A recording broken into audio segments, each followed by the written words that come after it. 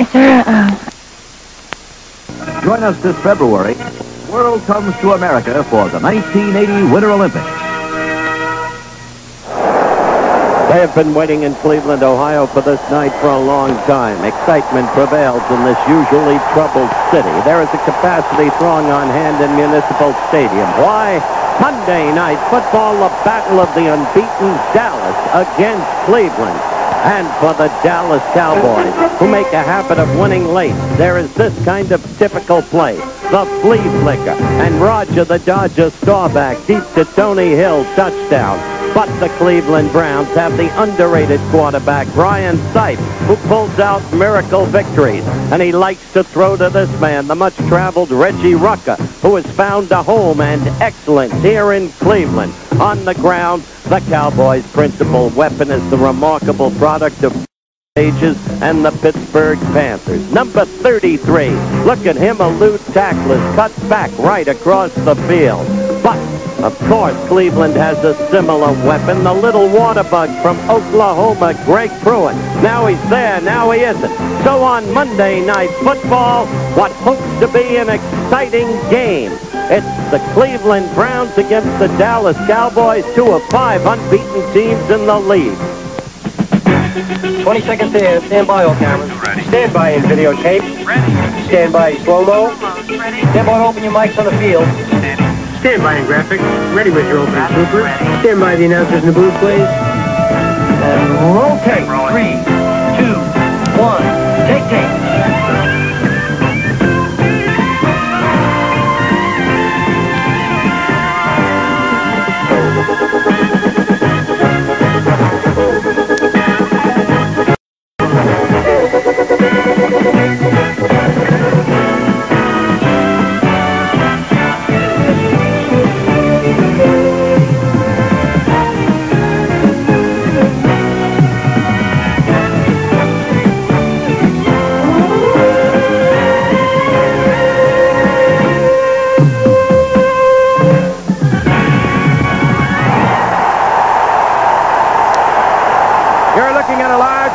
Cleveland Stadium in Cleveland, Ohio. There is an air of anticipation, of electricity, as two of the NFL's unbeaten go against each other tonight. An anticipated crowd of 80,000 plus. ABC's NFL Monday Night Football, the Dallas Cowboys against the Cleveland Browns. And this ABC Sports exclusive is brought to you by Buick. For Riviera and the mid-size Century and Regal to the 1980s smaller Buicks like Skylark, you'll find very fine cars and very good thinking. And by Lanier Business Products, creators of electronic typewriter, a typewriter that does more than just type. There are the standings in the NFC East, and Dallas is up there alone and unbeaten, a half game ahead of the Eagles. But in what may be the strongest division in the NFL, the AFC Central, Cleveland, though unbeaten, is behind the mighty Steelers, who have won 1 game more than they. The noise here, as you can hear, is utterly deafening. I haven't seen this kind of excitement in this ballpark since 1948, when for the first time in 28 years, the Cleveland Indians became the world champions of baseball. The people in Cleveland believe in this Browns team, which has extricated 3 consecutive miracle victories in the late going. And the history of the Dallas Cowboys this year is in much the same vein. Part of the great excitement in Cleveland has been through the acquisition of a superb defensive end who wears number 77, the name Lyle Alzado, the man who left football, fought an exhibition against Muhammad Ali earlier, but is back now with the Browns. Dan DeRue spoke to him earlier. All right, a man of many talents. We're going to have a football game tonight. Things get rough. Might want him on my side. You had a boxing career this past off season. Talking to Lyle Alzado, the newest member of the Cleveland Browns. Were you serious about your boxing career? Absolutely. Had an opportunity to fight Leon Spinks, and if I'd have done well, there would have been some big things in my future in boxing. So I had to look at it for the financial security part of it. I got the impression, Lyle, that when you left Denver that you didn't want to play in Denver, and if you couldn't play football anywhere else, that you would have concentrated more on your boxing. Was that correct? Absolutely. I would have gone to boxing. like as I mentioned before, some great offers, and I had to look into it. You know, my family counts on me, and the security factor was too great for me to pass up. What happened in Denver? Well, I had a contract dispute with somebody there, and I wasn't told the truth, so I had to get out. I felt it was time for me to leave Denver, and I have no hard feelings with Coach Miller or any of the assistant coaches, all the players there, my teammates. I love them all, and I'm glad to see they're doing very well. Got a little Bronco mania in the air tonight here in Cleveland, so hope we have a good ball game, and thank you, Lyle. Thank you. Lyle Alzado, and meanwhile, the Dallas Cowboys are concerned about their own defensive left-end spot. That was where Ed Too Tall Jones used to operate. He went into boxing. He's still in boxing. Larry Cole will open there tonight. Dave Stalls will replace a retired Jethro Pugh on the left side, but they've given up a lot of yardage on the ground. They gave up over 200 yards to the Cardinals. They did the same to the Chicago Bears only a week ago. There is concern on the part of the Dallas Cowboys, and nevertheless, they're 3-0, and that's where they like to be defeated. Two fine football teams coming your way tonight. It should be a great game, so stick around with us. Radio Shack has slashed the price on one of our top-of-the-line stereo systems.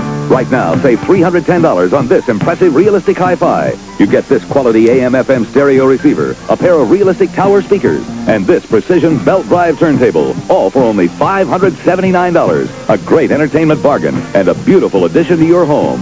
The sale price realistic stereo system, just $579, only at Radio Shack, a Tandy company. Tonight we're brought together here by two teams we all love. Good food and right here from Miller. I want to take this opportunity myself to tell you. I don't get no respect. Garçon, je dis saignant. Ici, elle est pas saignant. What is it? Meatloaf sandwich in a light. Gentlemen, we all know and appreciate Light has 1/3 less calories than a regular beer, and it's less filling. But the best thing is, it tastes great. Less filling. Gentlemen. Hey, Deacon, pass the roll. Hey, Charlie, that's my beer. No, yours is by your Bronco. This is my Bronco. That's my beer. What's wrong with you guys? Hey, Bubba, you want the peas? Ooh. You gonna eat all that? Just showing off. Gentlemen, in closing, I'd like to think I speak for all of us, but I say if it wasn't for Light, I wouldn't be where I am today. Hey, you're for power. Light beer from Miller. Everything you always wanted in a beer, and less.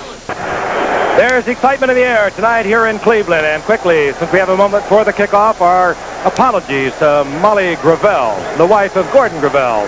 Last week, the Giants against Washington, we were given misinformation. Gordon Gravel was given a number activated that day that he did not wear, and that number did not have a very good night. So for Molly and Gordon, our apologies. Cleveland has won the toss. You're looking at the Dallas huddle now. Here's Cleveland set to kick off, and Don mentioned earlier, he said, boy, there are some tight feelings out there tonight. The Cleveland Browns playing the Dallas Cowboys. They've had some great games over the years, and now both of them are coming in tonight undefeated. Undefeated Cleveland with a total of 9 points against their 3 opponents, while the Cowboys have beaten 3 opponents by a total of 13. Okay. Rafael Septian will kick off. A dangerous return man. Number 89, Keith Wright, is deep. Along with Randy Ritz, number 24. Wright, 89. We're underway. Septian hits the low, and it'll be Keith Wright at his goal line.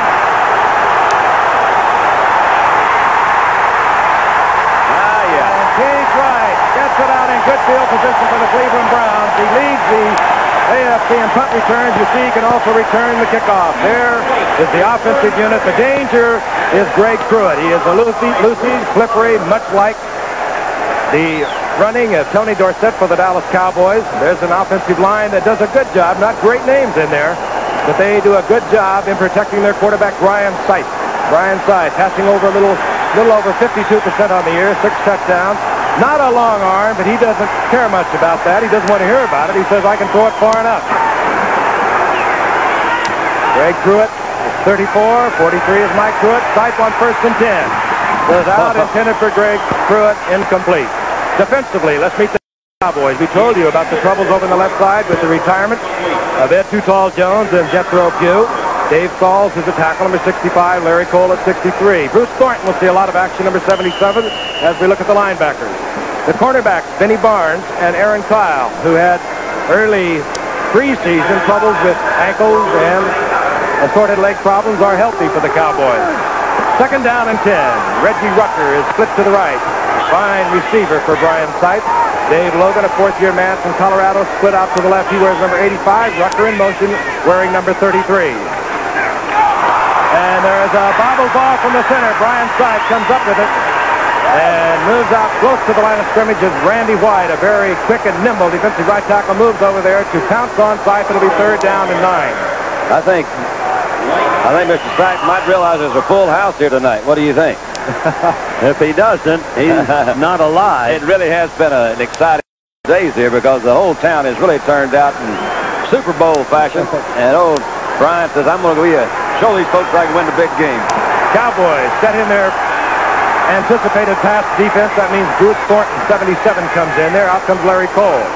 Cleo Miller, number 30, comes in the backfield for Cleveland on third down and 9. Sight back and looking. Gets the time. Fires over the middle. This is Greg Pruitt. All right. Greg Pruitt, a nifty receiver coming out of that backfield, as well as a gifted runner as a first down for Cleveland, 36-yard line of Dallas.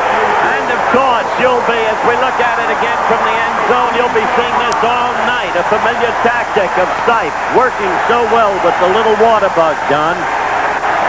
Well, there was, again, Dallas's prevent defense, and Pruitt really is a good receiver. Came back on the outside. He had Aaron Mitchell, kind of a newcomer back there, trying to trail him, and old Greg made a big game. One-on-one. Aaron Mitchell, a rookie from Las Vegas, Nevada out there. Greg Pruitt has the first down for Cleveland. 36-yard line of the Dallas Cowboys. This is Mike Pruitt, the fullback.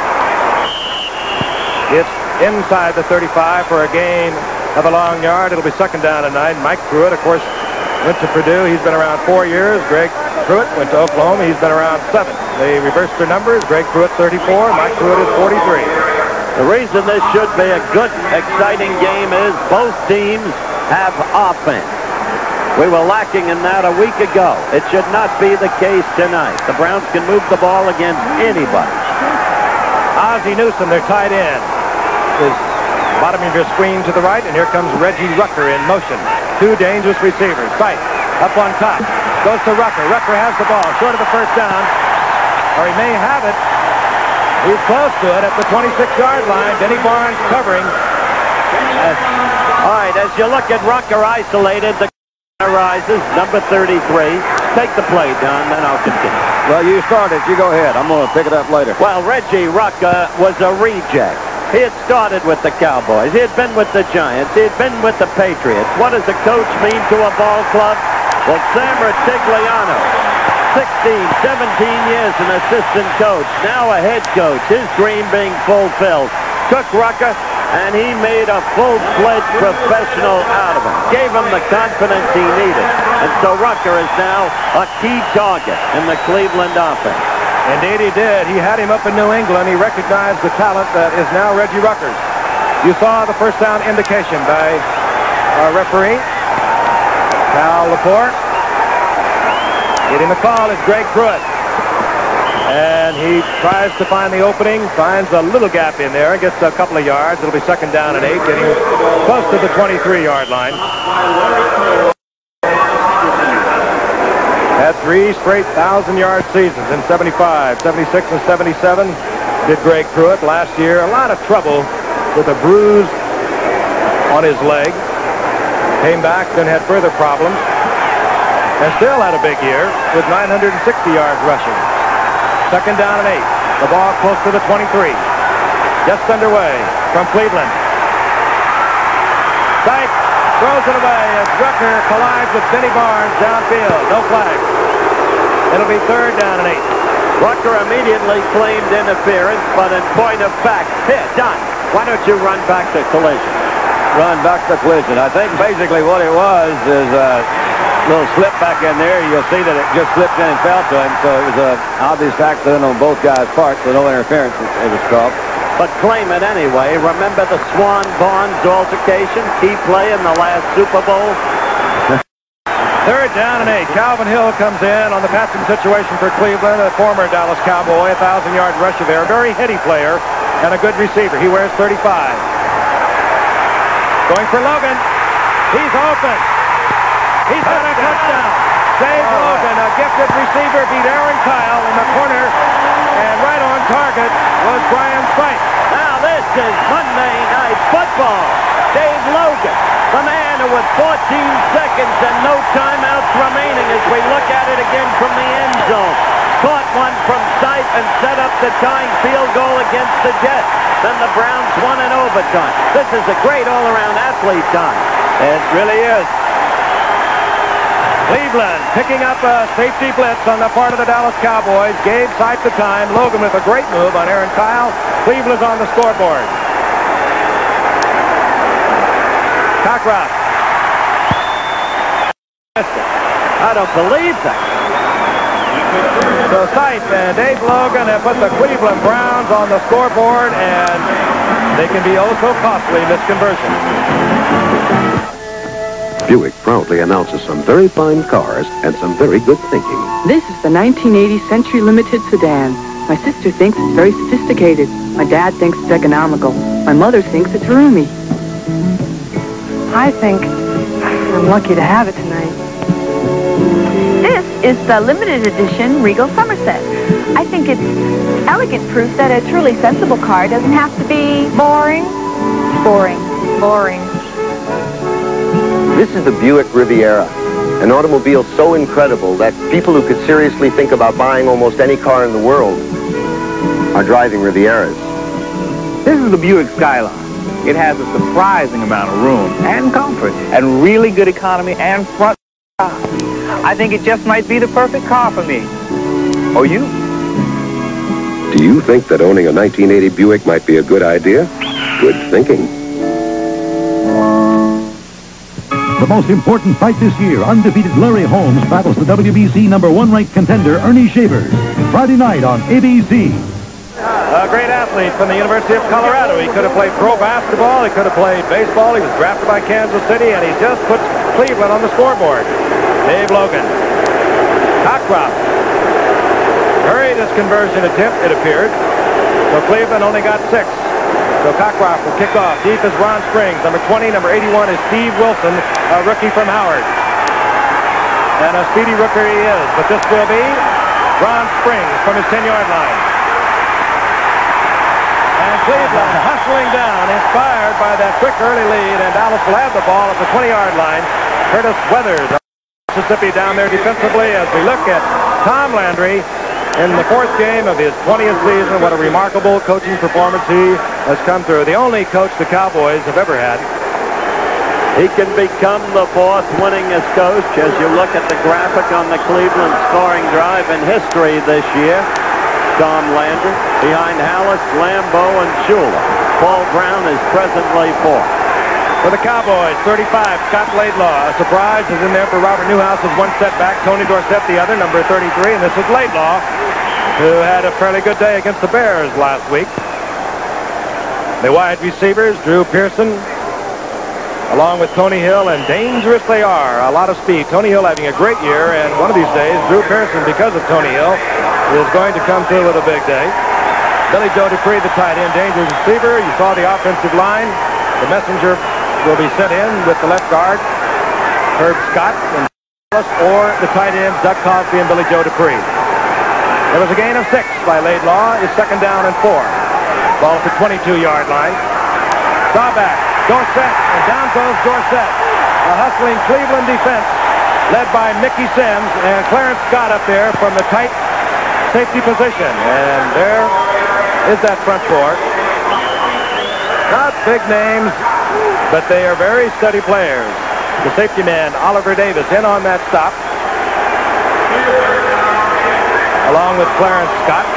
Clarence Scott has played the corner for Cleveland up until this year. Good tackler. His speed might be a little suspect. There was a loss to the 24-yard line. It's 3rd down and 7. Preston Pearson comes in, number 26. You know about him if you follow the Cowboys. A dangerous receiver. Out of a shotgun. Staubach with a lot of time. And in and out of the hands of Ron Springs. It'll be 4th down. The crowd loved it. Well covered. There was Ricky Jones coming over there. Nickel defense. Actually, it was a 4-man line with the guys back on the backside. I think it's really important that to this game that Cleveland was able to stop Dallas on their first drive. They got the opening kickoff, took it down. I think a lot of cities around the country, stadiums affect home teams to to different degrees. This one here in Cleveland, I think, gives the home team a bigger boost, or as big as any stadium I've ever been in. Keith Wright, number 1 in the AFC, returning punt. Danny White will punt. Backup quarterback for Dallas. He has not taken a snap since he broke his thumb in preseason, but he can pass, and he riffles a beauty win. Wright takes it at the 26-yard line. And Wright back to the 38-yard line where he's pounced on by the Cowboys. So Cleveland once again has good field position following a 50-yard Danny White punt and a nice return by Wright. Sorry. No experience, no job. Where do I get the experience?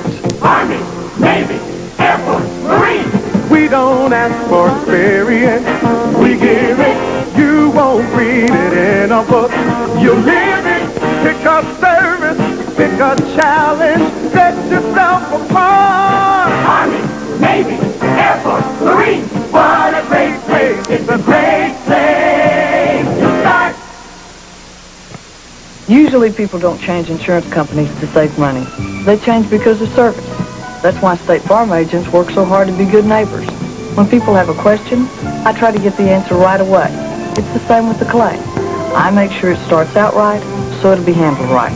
Fast and fair. We don't lose many policyholders. For your life, your health, your home, and your car. Like a good neighbor, State Farm is there. A profile of Ed McMahon and a school of killers Thursday on 2020. Well, I don't know about you, Howard. The toughest part for Dandy and myself was getting out of here in one piece. They're somewhat rabid here, aren't they? Noise really affect you here, Dandy, when you quarterback? Yeah, it really does. I think for a lot of reasons. The way the stadium is built, a lot of echo down there, so it's kind of hard. You got a good home crowd behind you, and it's got to help. Cleveland with a 6-0 lead. They scored in their first possession. They have a 1st and 10 just inside the 39-yard line. Sight. They're going to have an aerial show tonight. You can see it brewing. Ozzie Newsome. Oh, that's nice. That's nice. Newsome high steps up and he's out of bounds at close to the 46-yard line. Short of the first down by about 3. It'll be 2nd and 7. It was Cliff Harris moving over there. And Newsome, a great receiver, and also Don, a heads-up receiver. I think one of the difficult things that Dallas is having to do this year is to establish a pass rush. You see Larry well tied up there at the inside. Ozzie Newsome was the safety valve, not really intended in that pattern. Stipe rolled out, picked him up. That one is just to keep you from not losing anything and helps your percentage, all those sort of wonderful things. It's just there. He's going to block for a little while and then slide out in the open. Hard to cover that pattern because too tied up too long on the line. Stipe, 4 of 6 for 67 yards. Looking over a 2nd down. A long 3, the ball at the 46-yard line. The toss goes to Mike Pruitt, the fullback, and he is upended there by Cliff Harris, short of the first down by about a yard. It'll be 3rd and 1. Really, Bob Brunick that came over. Frank gave him that first big shot. He got out of the big middle linebacker.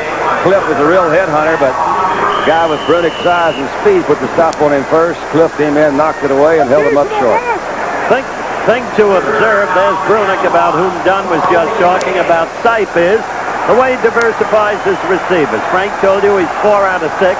4 different receivers. Pruitt, Rucker, Logan, and then that last one, of course, Newsome. Short yardage set by the Cleveland Browns. The motion man is Adams. Stipe on 3rd and 1. Looking for Greg Pruitt, and he was picked up by the Cowboys. He's going deep to Newsome. Ozzie Newsome from Cliff Harris, touchdown, and Brian Stipe did that last week against Baltimore. Hit Logan for a key touchdown. He's done it again. Look at that, Newsome. He was a wide receiver. They didn't think he could block well enough to play tight end. He is still not an exceptional blocker. Then there were those who said he didn't have the speed of 4.840. He's the fastest 4.840 you'll ever see.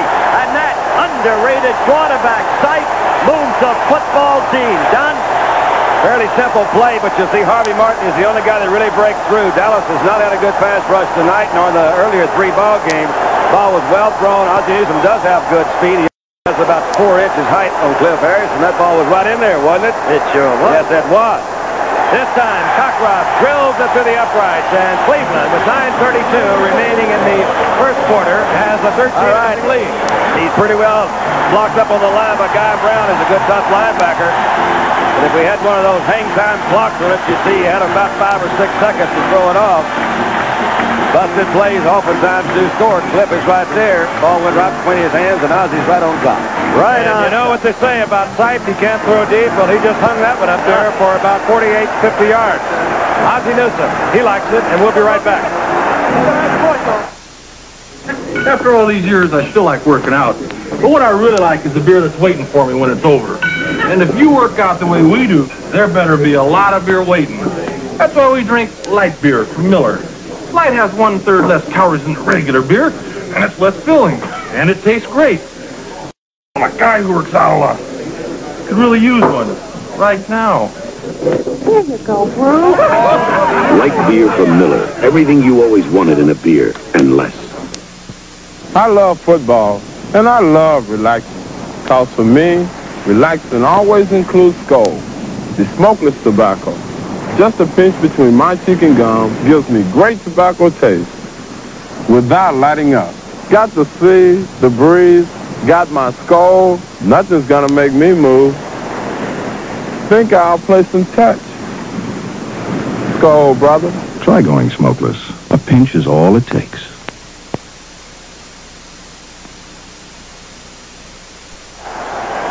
Sam Bertigliano, in his second season as head coach of the Cleveland Browns, kind of keeps this game in perspective. Quite a man.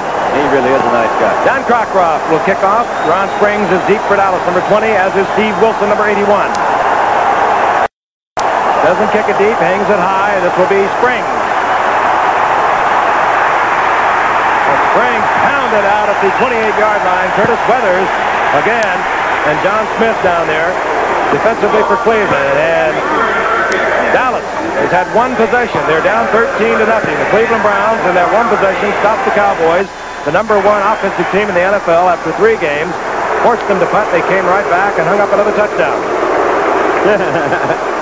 That's the way they feel about them in this town. It's alive tonight. Over 80,000. President Gerald Ford sitting right next to us in our booth watching the game. Laidlaw stays in there, number 35. Billy Joe Dupree, the tight end, on an end around, and down goes Billy Joe Dupree, and it was Jerry Shirk, a rejuvenated Jerry Shirk, who from knee surgery a year ago was about 75% of what he had been when he was the MVP in the league in 75, and this year he's even better. Rejuvenated is the word. Jerry Shirk, a rookie in the very first Monday night football game ever. Dandy and I did that one out of Oklahoma State, and the Jets picked on him all night. Randy Rasmussen chewed him up, but he came on to become all-league, and he's one of the best there is at what he does. Second down, about 11. Loss of a little more than a yard. That's Doug Cosby, the rookie from Santa Clara, in motion, 84. Roger back looking, and he firing Cosby out at the 34-yard line, short of a first down by about 5. It'll be 3rd and 5. Clarence Scott defensively for Cleveland. We told you about Cosby in the Hall of Fame game. Remember, Gil Brandt had touted him highly to us, the young man from Santa Clara. Great hand. Lyle Alzado is the shaken-up Cleveland Brown. He's up now. Lyle Alzado working mostly against Pat Donovan tonight. That's Donovan and Alzado getting it on right there. Oh, there you go, right there. It fell into him. That's where they get it. That was Hubert Scott that rolled in on Alzado's leg as he was being blocked by Donovan. And that's really how you can get hurt. Gets that old knee, you got all your weight on your legs, and he falls at it. Walks off. That's a good sign. Jack Gregory, reacquired by the Browns before the start of the season after retiring from the Giants, is in the lineup replacing Alzado. Gregory wears number 81. 3rd down, 5 out of the shotgun. Staubach fires, kickoff by Tom Garden, and he's going to hang up another one. There goes Tom Garden out of Michigan. He read that beautifully. He led the league last year in interceptions with 10, set a Browns record, and he picked off another one, moved into the end zone, and Cleveland has shocked the Cowboys. One of the most intelligent men in the National Football League, Tom, as Frank said, led the league last year in interceptions with 10. A great reader. Spent last evening with him, in fact. Did his local radio show, which he has here with him, and predicted that he would pick one off, and maybe for a TD, and he just did. What a night so far for Cleveland. I'm almost speechless. Don Cockcroft. Busy going for Cockcroft here in the opening minutes of the first quarter with 7:55 remaining in the first quarter. Cleveland Browns have extended their lead to 20-0 over the Cowboys. Look at it again. He read it all the way, Don. Frank, I don't know if they're doing anything differently or not on defense. You'll see that Roger threw the ball a little quick trying to hit Pearson in there, and Darden, you're right, was just right in the right position, so they read something. They've been looking at a lot of films. They know what's going on. How about that one, sports fans? There's Tom here out of Michigan. This is going to be another one of those hard nights for me. The interesting thing is he wears specs, you know. Eyes aren't that good, except he takes them off during the game, and the eyes are good because there are no contact lenses in there. There's Alzado. They're working him over. Well, he's a fighter, Tom.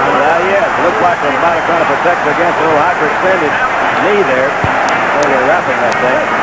I'll remind you again, Dallas came in to this game tonight leading the NFL in offense. They have not had much offense thus far. I'm glad you reminded me of that, Frank, because I'd almost forgotten it myself, and I was sitting right here watching. 6 plays they've had.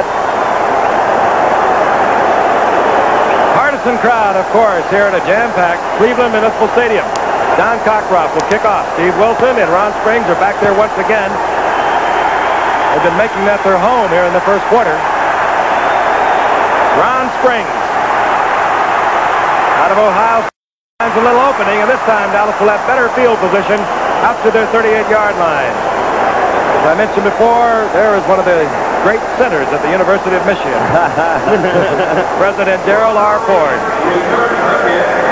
He's with Art Modell, the president of the Cleveland Indians, the principal owner. President Ford has to be feeling pretty good about a former Wolverine with that interception and the touchdown. It's quite a scare. Don and I had a few runs out of Vail with him the past couple of years. Clear the hill. Oh, about half the Secret Service, I think. On 1st and 10, this is Dorsett for the Cowboys.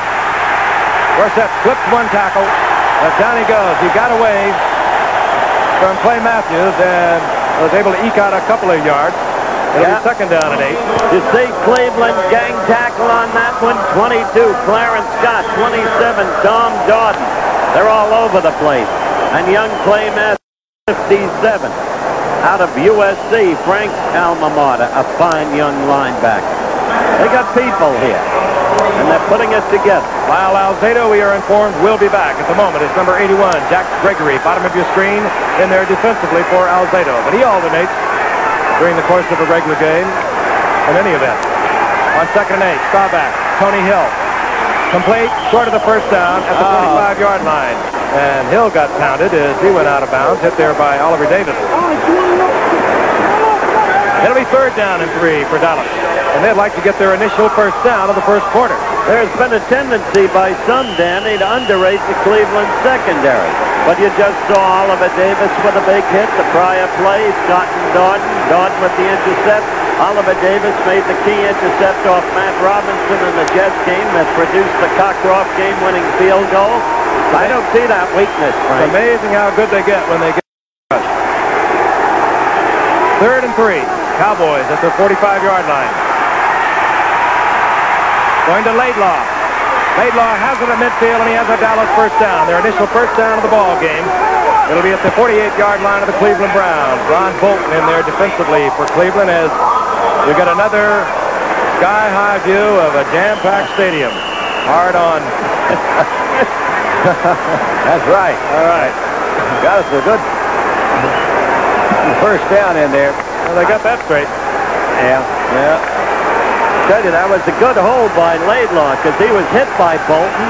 Bolton once a Patriot, another one who's come on here for Cleveland. Ball just short of the 48-yard line of the Cleveland Browns.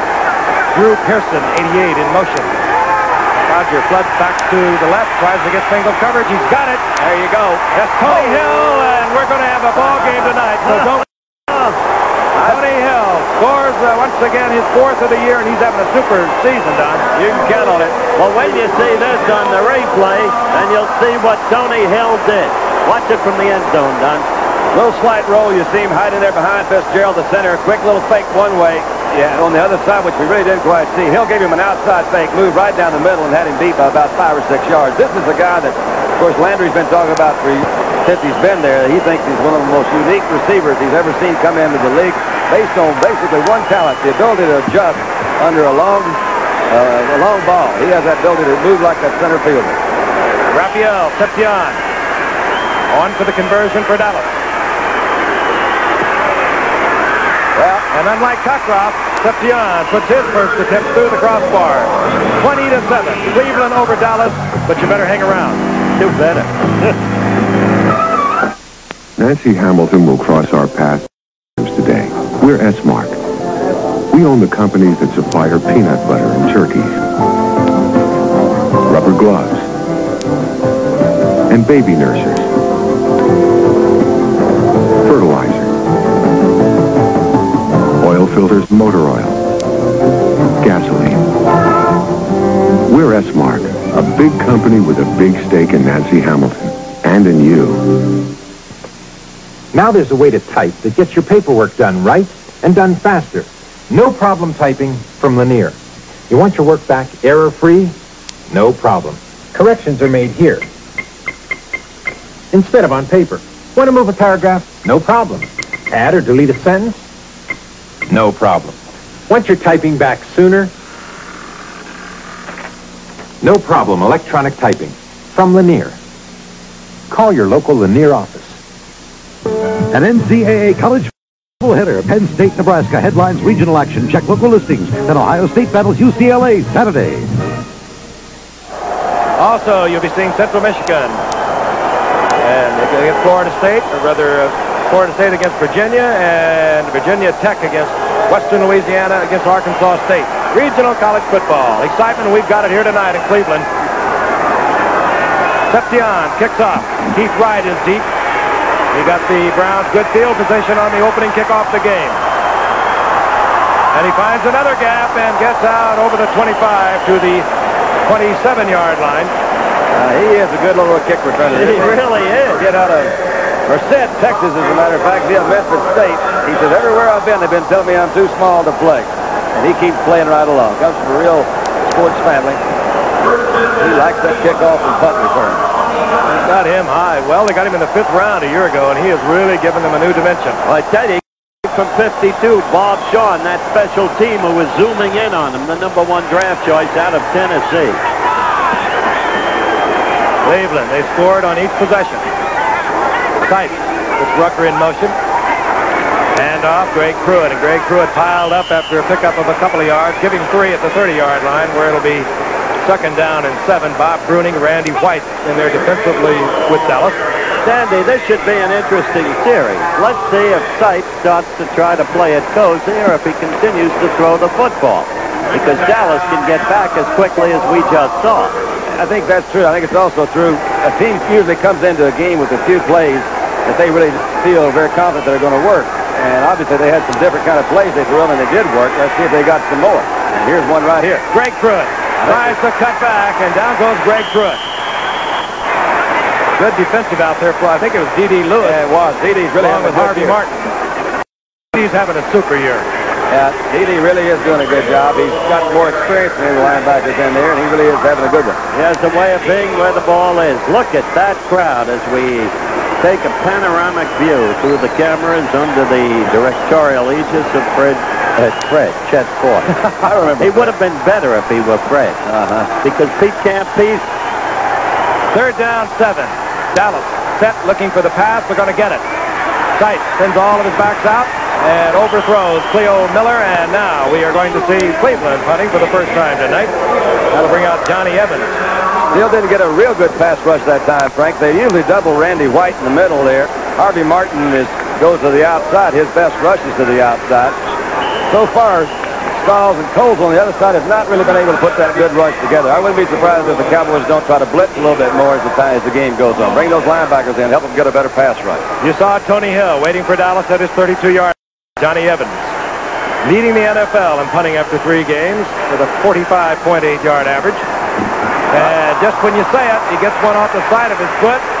But it does take a bit of a Cleveland bounce. But Dallas is going to have good field position. They're going to be starting their series from their own 37-yard line. Roger talking it over with Landry, and you know that getting that one big bomb has got to give added life to Dallas. I think Tom always said, you know, this has happened several times to him before. He just keeps emphasizing, I'm sure what other coaches do too. You know, stick with what we were planning to do. It still's going to be good. Stick with what you're planning to do. Go back out and do it. And since he's calling the plays, I imagine he can do it about as well as anybody. On that touchdown play, Ron Bolton was suckered, came up, left Charlie Hall all alone to cover Tony Hill. No contest. He was 15 yards off him. Lyle Alzado back in there defensively for Denver. Tony Dorsett goes over the left side, gets across the 40-yard line, out close to the 43-yard line, a gain of 5. It'll be second down and 5, and Clay Matthews in on the stop. We have no prior information as to why Robert Newhouse is not going for the Cowboys tonight. We have not seen him tonight. It's been Scott Laidlaw.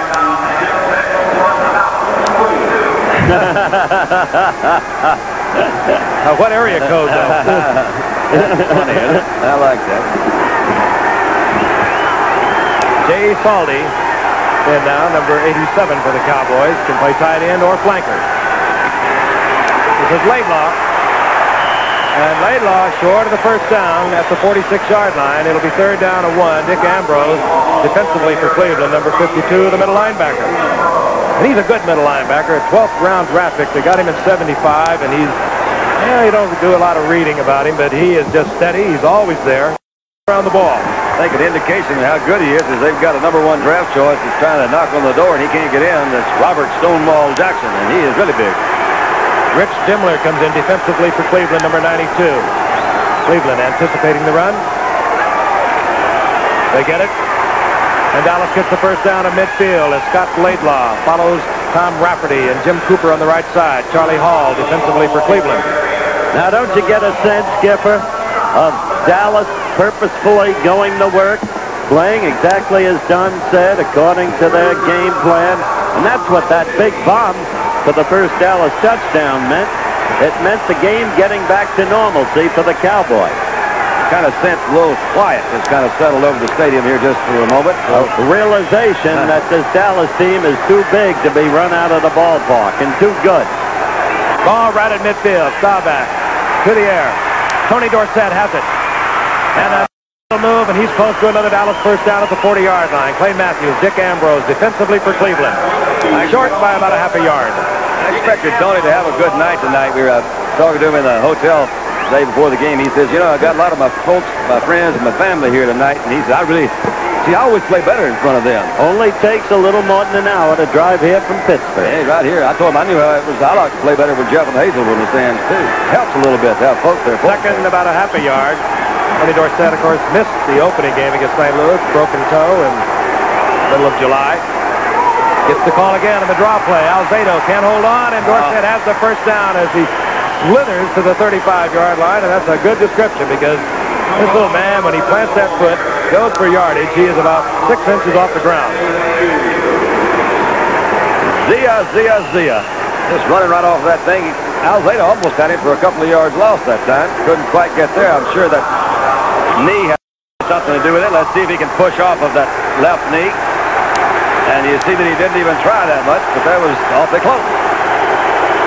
Cowboys close to the 35 of Cleveland. Again, the score. Cleveland striking suddenly. Lead the Dallas Cowboys 20-7. And this is Scott Laidlaw getting the call, and Laidlaw gets close to the 30-yard line for a pickup of 4. It'll be second down and 6. I tell you, I like the way he picked up that 4. Did you see the move he made? Started outside, realized no. It cut back, did a good job.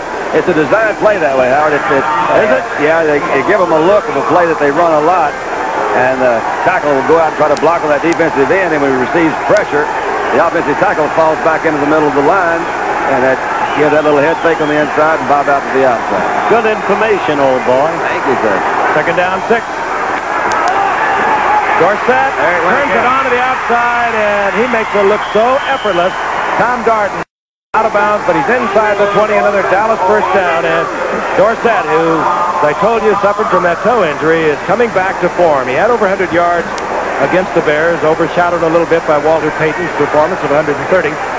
And he's back to what he was last year and the year before when he gained over 1,000 yards in his first 2 years as a Cowboy. 59 seconds left in the first quarter. 27 points already scored. This is action football. Here was. Good block by Scott Laidlaw on that last run. Pearson goes out to the right. Jay Saldy, number 87, is the short wingback, bottom of your screen. First and 10. Staubach looking for 6, and he throws it away. Mike St. Clair was on Staubach. No flags down. So Staubach avoids the loss.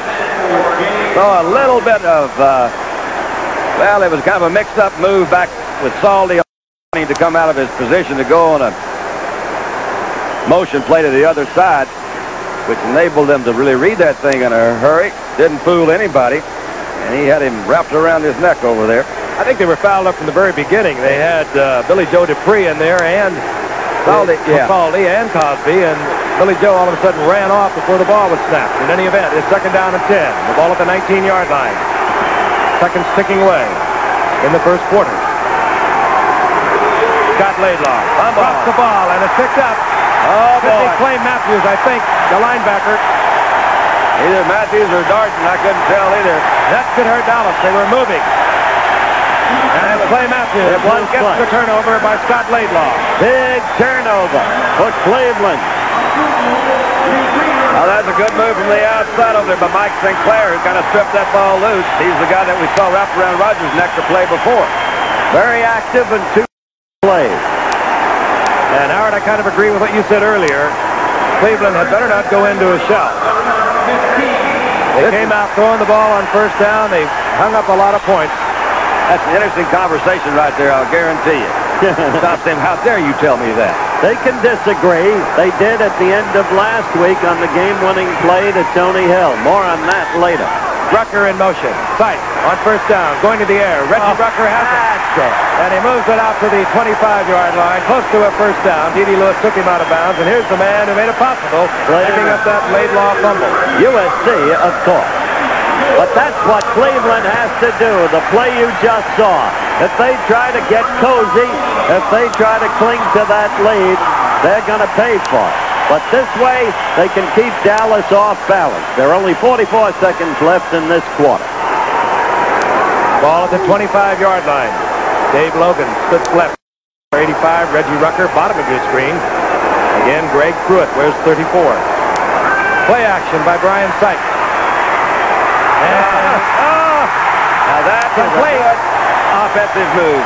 This is Dave Logan, the man who hung up a touchdown with Brian Sykes, and he is really some gifted athlete. Frank, the real trick is he came back for the ball. Goes down a little curl-in route. You can see him.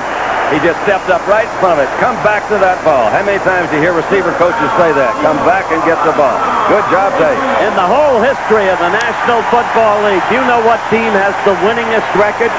The Cleveland Browns. That's right. They got a tradition in this place, I'm telling you. And Cleveland is going to let the time expire here in the first quarter. 2 seconds, 1 second, and that's it. And what a big quarter it was for Cleveland. They lead the Dallas Cowboys 20-7. Here's to good friends. Tonight is kind of special. Where's that husband of yours? Okay, watch your back. Coming through. Is that all you carried up? Is that all? This is Lowenbrow. So what are we celebrating? This is the second year we're sharing this house. I didn't think we'd make it through the second week. When you want the taste of a truly great American beer, tonight, let it be Lowenbrow. Yeah, I shouldn't say this, because you might think I'm serious. But here's to good friends. All right. RCA wants you to see the right color. The color of Jupiter, captured by Voyager 1. Does your television automatically show you all the subtle, intense, and mysterious shades of a world never seen in this world before? If not, see Color Track 1980 by RCA. Color Track 1980, with 8 automatic color systems designed to lock even subtle shades of color on track. RCA is making television better and better. Harvey Firestone once used a fleet of taxi cabs to improve his tire. Cab rolled up a lot of miles every day, and Harvey thought that was a good way to judge a tire. Well, that hasn't changed very much. How it works on the road is still a pretty good way to judge a tire. And right now, American drivers are rolling up over 160 million miles every day on Firestone 721 radio. Now, Harvey would say that ought to tell you something about the 721.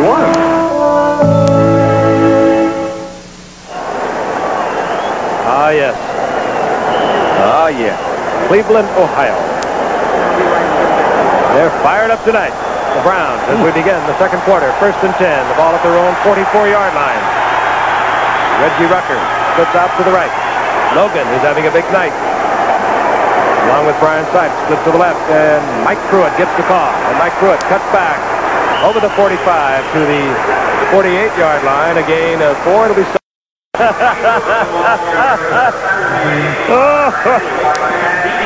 told you it's tough to get out of. It's tough to run on Dallas. That flex defense on first down, although oddly, certain men have been having very big running games against the Dallas Cowboys this year. Otis Anderson and Peyton. 2nd and 6. Greg Pruitt. And Pruitt short of the first down at the Cowboys' 47-yard line by about a yard. It'll be 3rd and 1. I think we're seeing, as we look at the stats on the screen, an example of what usually is a reverse jargon in football. They say, okay, you got to establish the run before you throw. Cleveland, I think, came out and established the pass first, and they did pass very well. Now they're coming back, and Dallas seems to be a little bit hesitant on defense in against that run. They've run twice, picked up 9 yards. Calvin Hill, number 35, in the Cleveland Browns short yardage backfield. 3rd down, a little more than a yard to go. Rucker sprints right, and here comes Mike Pruitt. And Pruitt gets the first down. Here it is, the 45-yard line. Cliff Harris hustling up there to make the stop.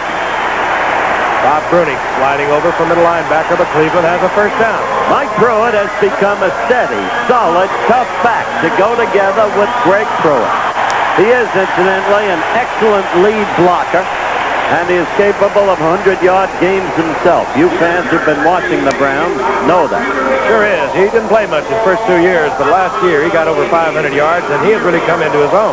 Had a big day against Baltimore a week ago. On first down, Sipe is going to the air again. Look out for Henderson. He overthrows Ozzie Newsman, but he paid the price. Tom Henderson really popped Brian Sipe. There's a guy who settled down, who stopped with all the palaver, all of the talk. An exceptionally good blitzer because of his speed and see him come into the outside. I mentioned a moment ago, and I think we'll see more of it, this kind of defensive play by Dallas, because really they're not getting the kind of pass rush they're used to from the front four. And Thomason is recognized on the team as the best blitzer they have. And trying to discard a little bit of that Hollywood in. That's a good idea. Won't hurt. Ball at the 44-yard line. 2nd down, 10. Theo Miller is in there, number 30. He gets the draw play.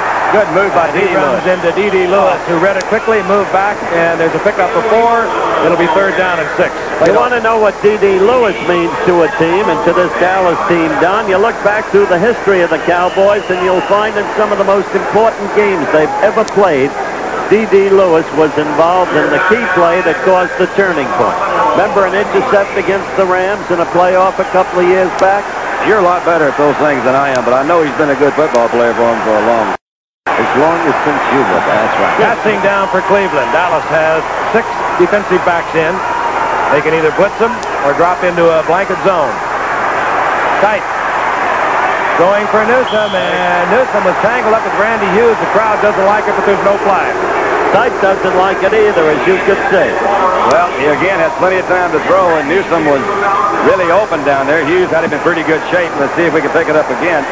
Ozzie, as we've already mentioned in the telecast, he's a good one. That's pretty good position, though, but you see Ozzie just pulling away from him a little bit, and really, Randy Hughes has good speed back there. Maybe a little faster than Charlie Waters, the guy he's replacing. Tony Hill awaits the punt of Johnny Evans on 4th down. Tony Hill back there because Butch Johnson has been on the reserve list following a broken finger. He ordinarily would be deep. Tony Hill indicates the fair catch, but he hopes it goes into the end zone. It does. So Dallas will have the touchback. They'll have possession at their own 20-yard line. The 12 in the half, and Dallas down 20-7. Winners don't have time to wait, so they rent from Hurt. Nobody can get you into your Fairmont, LTD, or other fine car faster than number one. With the Hertz number one club, you just show your credit card, your license, sign, and go. No wonder the presidents of over 80% of America's top 500 companies carry Hertz cards. Hiya, Juice. Hey, Jimmy Connors. Hertz, where the winners rent.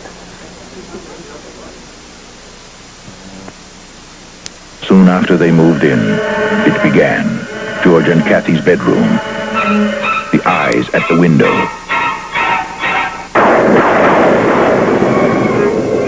The sewing room. So many flies. Get out. Get out. You will believe the Amityville Horror. Rated R. Starts Friday, everywhere. The most important fight this year, undefeated Larry Holmes battles the WBC number one ranked contender Ernie Shavers. Friday night on ABC. Folks, that should be the best night of boxing in a long, long time. On the same card with Larry Holmes and Ernie Shavers. Sugar Ray Leonard against Andy Price, a tough opponent, a valid opponent, and Roberto Duran. And you know about him. Here's Gipp. First and 10. Dallas has the ball, following the touchback at the 20-yard line. Two tight ends are in, Billy Joe Dupree and Doug Cosby. Laidlaw, who fumbled the ball inside the 20-yard line on Dallas's last drive, gets the call, and he gets a couple of yards. It'll be second down and 8. Kind of like going back to a receiver after he's dropped one. You try to go back to him as quickly as you can. They didn't wait very long and giving Scott that ball again to handle. Burton Law comes in, bringing the play into Roger Staubach, who's talking once again with Tom Landry.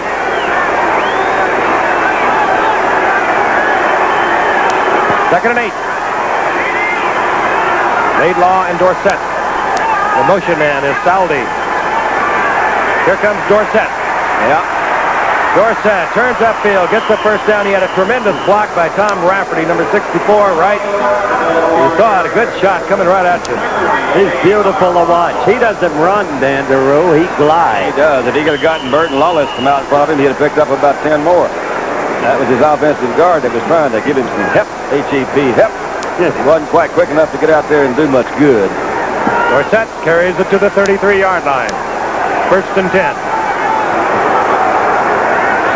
Dallas maintains their two tight end offense. Cosby's 84, Billy Joe Dupree is 89. Quick toss. Laidlaw out in front, and Dorsett gets over the 35, and a flag goes down as Dorsett goes down at the 37-yard line following a gain of 4.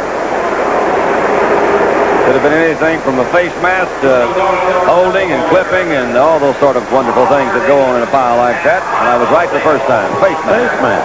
Very good. Thank you. Got a sharp eye tonight. First penalty of the night. And we have 10:42 remaining in the first half. Our referee again, Cal Lepore, and we'll have an opportunity to hear from Cal.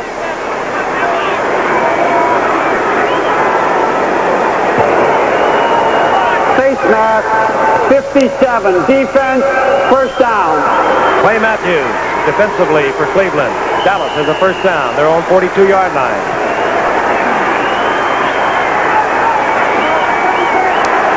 Tony Hill back in the lineup now.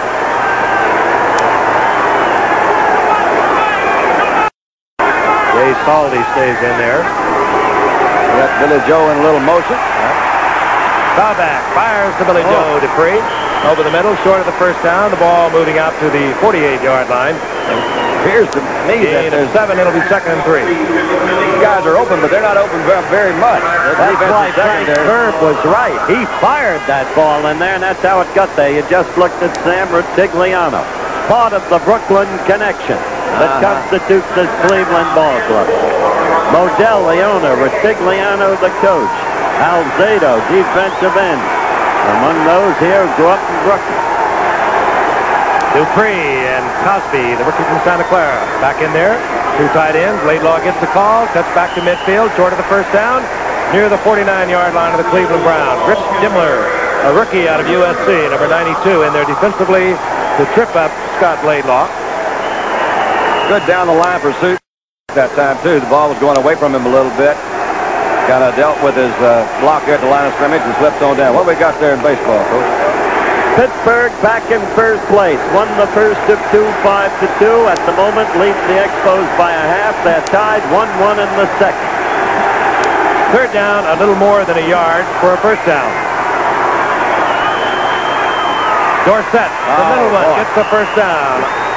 As he gets the short yardage call and moves to the 46, it'll be first down and 10 for Dallas. Oliver Davis there to make sure Dorsett did not travel any further. Houston now 2 games behind, losing the first to Atlanta. Cincinnati beginning to cement its position, especially with its victory over Houston yesterday.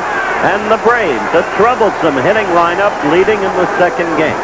We'll keep you abreast of all the scores as we go. The scores in baseball, that is. Dallas very conservatively moving the foot. That won't last long. How did you know? How did you know? That is it. That is Drew Pearson inside the 5. First and goal, Dallas. That's what you call.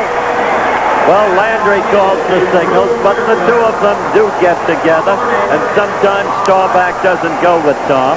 Well, you can, excuse me. No, Frank called it exactly right. Look at this catch. They have been setting Cleveland up. That's an incredible catch. That is a very difficult ball to catch. I think it's the most difficult, Frank, unless you talk about low and behind you. This one is a little bit high, but you see he goes again. There's another one of those good floaters. You see him put his eye on that ball and never let it go. Caught it over his left shoulder, running when it should have come over his right shoulder. Heck of a catch. Oliver Davis, who was right there, had no chance. And should you have just joined us, it was all Cleveland. They had a 20-0 lead at one point. Dallas came back, long touchdown pass to Tony Hill. They're threatening. First and goal, the ball at the 3-yard line. Dorsett. Drops the ball. Can you believe that? Brown comes up with it. And it's Dick Ambrose, and Dallas has fumbled away another opportunity. That, of course, is the problem that Tony Dorsett always has. Look at Tom. It was Dorsett who coughed up the football, and a tremendous break for the Cleveland Browns. Dick Ambrose, the 12th round draft choice the Gift told you about. All right, let's just see. He never did get a hold of it. Roger looked like slipped a little bit before he was given the ball back there. Ambrose could have gone all the way had not Roger made the tackle and skated Laidlaw. We'll be back in Cleveland. All right, there's several reasons you have a fumble. Look at this one. This is not a very good exchange. You see Roger right to left, reach as far as he can, little off balance. That's the problem. You got a guy with a quickness like Dorsett had. I think he was in motion, but it's just that extreme quickness coming to the outside. That was where they didn't have the good handle. Did you see that ball bounced just right for Ambrose, and there he is. There he is. We mentioned earlier, he is usually around the football. Reminds me of what Don has always said about Cleveland through the years. They bend, but they don't break. You've got me saying that about everybody. No, just Cleveland. Ambrose takes it out to the 22-yard line of the Browns, and they avoid another possible touchdown. Dallas was moving earlier in the first quarter and fumbled. Tight on first down. He tries to go to Mike Pruitt, and he's pounded by Bob Brunig, the middle linebacker. What a hit that was. You can see that little delay not setting up real well. There's too many guys standing up back there in the backfield. They were going to try to fake a run. That one didn't go. You saw the lineman standing up, but there's just a little bit of that creeping effect. Best screens are run when they look just like a run.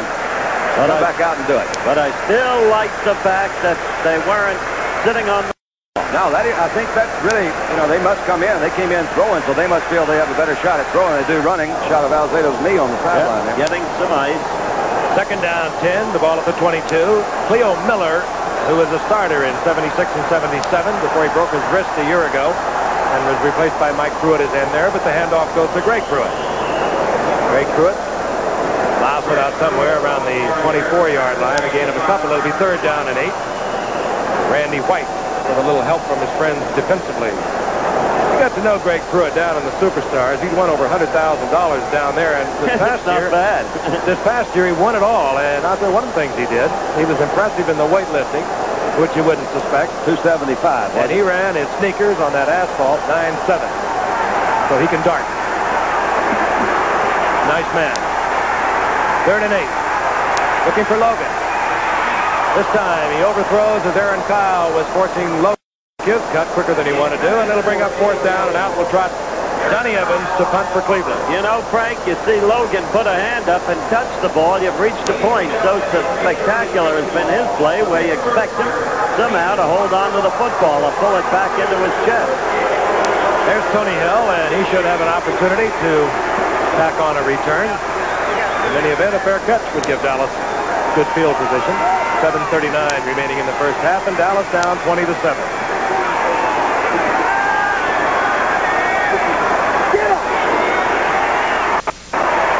Evans, he kicks it low, the kind you run back. Good move. Whoops. And Tony Hill takes it inside Cleveland territory at the 38-yard line. 35-yard cut by Johnny Evans, who came in tonight leading the league after 3, and he's not kicking well tonight. We'll be back. It took explorers 3 years to circumnavigate the globe. The Great Iron Horse took weeks to cross the continent. Yet today, people move all over the world with the freedom of the wind. One morning on this continent, that evening on another. Boeing jetliners. They've done more to jet the world together than anything ever made by man. The world feels a whole lot better when the people of the world all get together. The world feels a whole lot better when we all get together. Look! It isn't such a big world. See! All the places and the faces. Feel! All the loving and the laughter. Bring it all together and you'll see the world feels a whole lot better when the people of the world all get together. Next time you take off in this small world, remember to fly Boeing, the world's favorite way to fly. The world feels a whole lot better when we all get together. An NCAA college football doubleheader. Penn State, Nebraska headlines regional local listings. Then Ohio State battles UCLA Saturday. And in addition to Penn State versus Nebraska, you'll see Navy versus Illinois, Wake Forest versus North Carolina State, Miami of Ohio against Central Michigan, Florida State against Virginia Tech, and Southwestern Louisiana versus Arkansas State, all capped off by Ohio State against UCLA nationally. Cowboys following a bad punt by Johnny Evans. And a good return by Tony Hill. Has the ball at the 48-yard line of the Cleveland Browns. They still trail by 13. On the first down, Dorsett gets the call. Piled up at the 45-yard line, right side of the Cleveland defense. Gain of a couple, it'll be 2nd and 8. Rich Dimmler should be at the bottom of that pile. It's a very important series, it seems to me, for Dallas, Don, because while they feel, I'm sure by now, they can do pretty much anything they'd like to do with the Cleveland defense, the 2 critical turnovers stultify them. Ended turnovers. Yeah. And it kind of stultifies you, and you begin to get a little lackluster. Interception, by the way, broke a string of 148 coming into tonight. Roger had thrown without an interception as we watched Laidlaw turn the right side to the 42-yard line. It'll be 3rd down and 5. And by the way, Roger was going for the record of Don Meredith, who once upon a time threw 166 passes for Dallas without an interception. Is that right?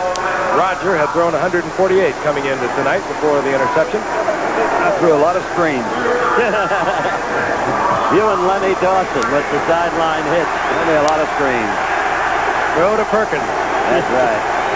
3rd down 5. The ball at the 43-yard line. Ron Springs is in there, number 20. Preston Pearson, number 26. They're the receiving specialists for the Dallas Cowboys. Back out of the shotgun. Wide open is Hill, as was Preston Pearson. He could have hit anyone he wanted to downfield. First and 10 at the 25. And Drew had a step on it, too. I've never seen so many receivers open in one pattern, but you're right, Frank. They were all open. He came back there. It seemed to me that the Cleveland defense got bunched up there in the middle. Let's see what they're trying to do. They didn't get through. All this crossing stuff, you see Preston Pearson open right there, and there's Tony Hill coming across the middle. I can guarantee what play you're going to see by Dallas on the next 3rd and 5. Yep. Well, we'll throw it till you cover it. What you're saying is what we said. They seem to be able to do pretty much what they want to do at this point with the Cleveland defense. Except score. That's it. They have the ball at the 25-yard line. Inside 6 minutes remaining in the first half. This is Tony Dorsett, and he slithers his way down to about the 23-yard line, 22-yard line. Give him a gain of 3. Well, they mark it at the 23, so it'll be 2nd and 8. Clay Matthews in there defensively. You saw Tom Landry give the play to Herbert Scott. comes into the ball game with the play for Roger Staubach. If the Browns are going to blitz, which they're not really a blitzing team, this is the time they usually do it. The 20-yard line on in, you can take a look at those two safeties back there, see how they're set up, get a little idea. This would be one of those times. And they like to send is Clarence Scott, number 22, but he is backing off. Staubach with a bootleg. Didn't fool Jack Gregory. And he goes to Billy Joe Dupree, and he drops the ball, but I think they had marked it down. It was down. That's a proper call. Short of the first down. Really a good move by Roger just to get the ball off. Jack Gregory didn't get fooled at all. Great big old tall fellow there looking at him right in the eye. Let's see if we can pick it up again. Little fake play action sort of pass. You see Shirt go one way, then adjust, but nope, Gregory didn't move at all. And Charlie Hall was all over the tight end Billy Joe Dupree. He read it all the way also. I think they knew Dallas had that play, don't you? Third down and 3.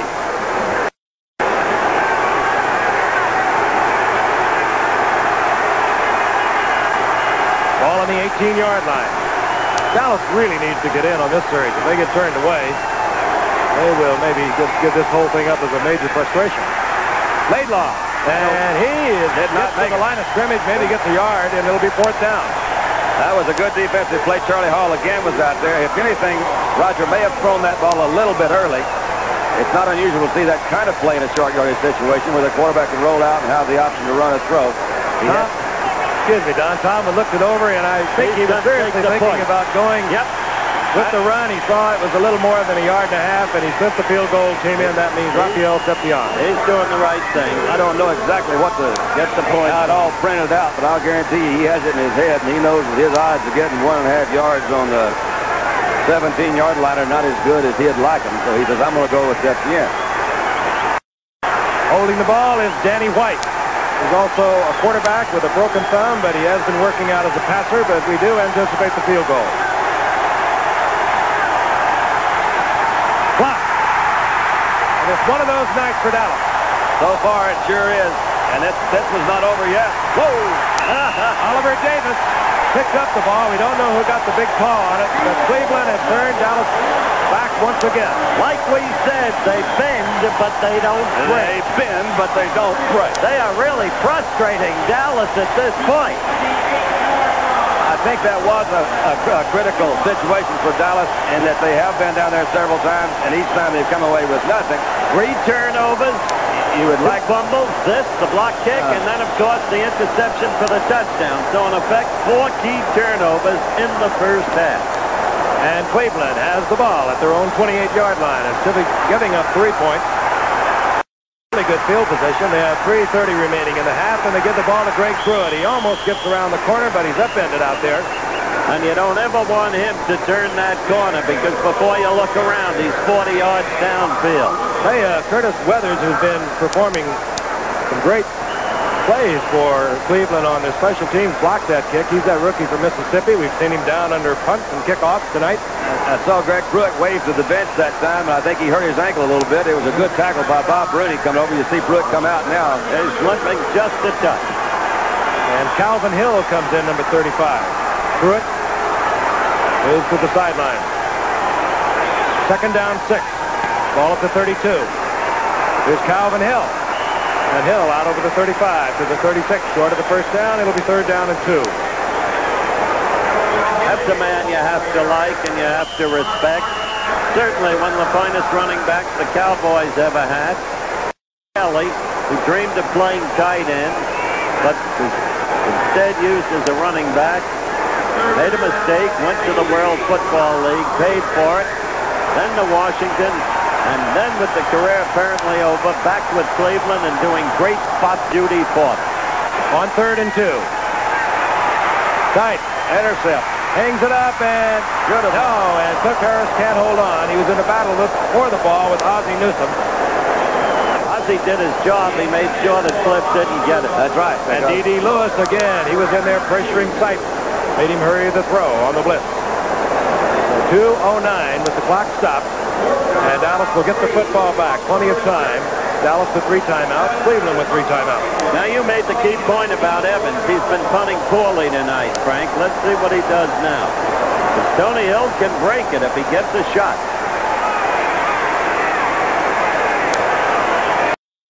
Tony Hill standing at the Dallas 30-yard line. Cleveland with a long count, hoping to draw Dallas offsides. They do not. Hill will have an opportunity. He's got some fast feet, hasn't he? Oh, he's quick. Oh, boy. He's got quick feet. Woohoo. And he avoided about 5 grounds, but only gets the ball out to the 28-yard line. There's the 2-minute warning. Time actually had moved to 1:58 remaining in the half before play was stopped. And we'll be returning to Cleveland in just a moment. Well, you've just sold me on a great typewriter. But I work with numbers. The Lanier No Problem typewriter does more than just type. Financial typing, no problem. It even adds and subtracts. I do our personnel list. Will it help there? No problem. It sorts alphabetically and numerically and gets your work back faster. The Lanier No electronic typewriter. It does more than just type. You survey where the land is wild and unforgiving, filling in empty places on maps that until now have been almost unknown. But now comes Miller time. Time to head for the best tasting beer you can find, Miller High Life. If you've got the time, we've got the beer. Miller Beer. Miller Beer. America's world champions Ty Babylonia and Randy Gardner skate for gold this February in the 1980 Winter Olympics exclusively on ABC. Going to take it on the next timeout. We're back in Cleveland, 1:58 remaining in the first half. And the Dallas Cowboys thoroughly frustrated throughout this half, trailing 20-7, have a 1st and 10. The ball at their own 29-yard line. Staubach comes immediately out in the shotgun. The Cowboys 3 timeouts. Cleveland in their prevent defense. 5 defensive secondary men back there. Staubach has the time, but no receiver. Now he has to throw into a crowd going for Preston Pearson. He was well covered by Charlie Hall. Yes, sir. 2nd and 10. This is a part of the Cowboy offense that's really been pretty effective this year. Roger really is, I would say, really personally responsible for their 3 victories. He's brought them back almost every week, and a lot of it's had to do with this type of offense they run. They run it very well, spend a lot of time working on it, as all teams do. But the Cowboys have been very, very effective in this football this year. And they have had to be because they have really not had their running game in any sort of shape. Nevertheless, number 1 team in offense after the first 3 games. 2nd down 10. Ball at the 29-yard line. 1:52 remaining in the half. Staubach again from the shotgun. Again, he has the time. Goes to Preston Pearson, and he does on. You won't see that often. You really don't, because that ball was right there, well thrown. Looked like he took his eye off it just right at the last. Big 3rd down situation. Defensively out there for Cleveland, Ricky Jones, but Staubach knows he should have had that one. 3rd and 10.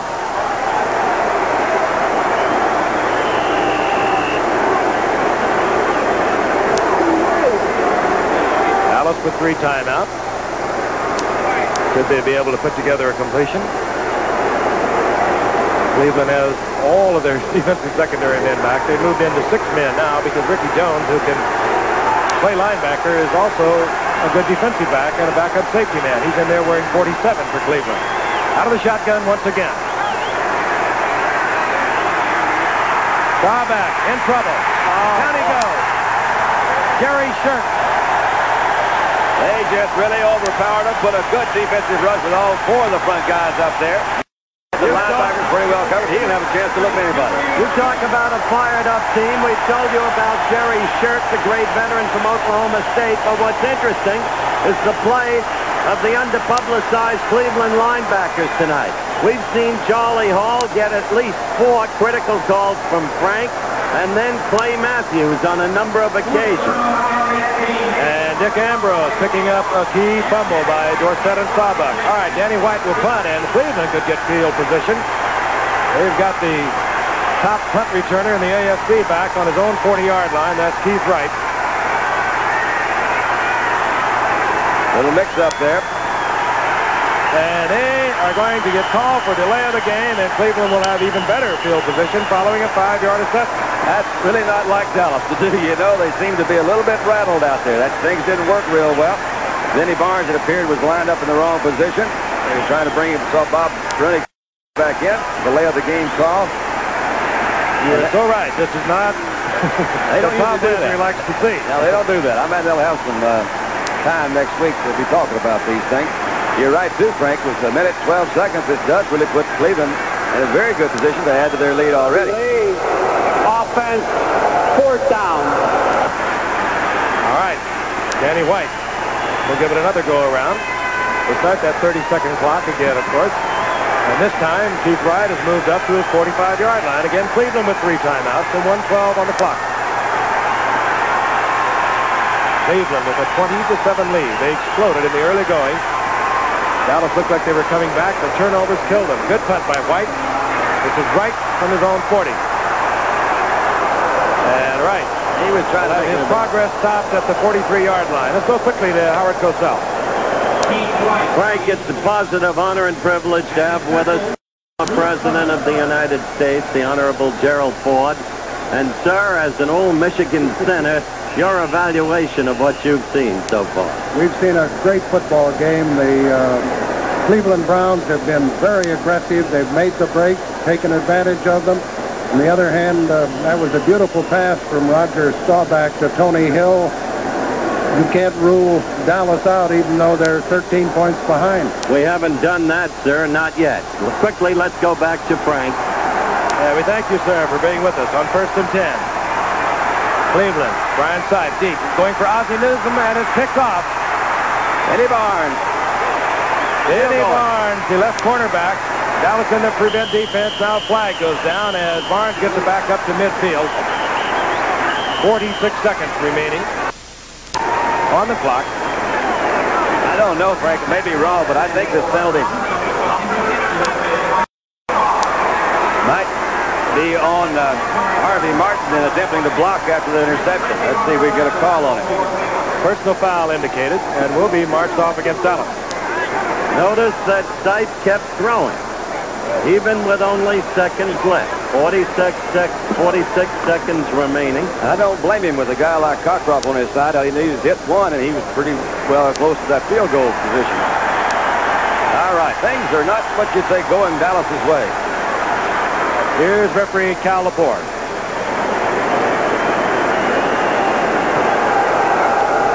Personal foul after the interception, 65.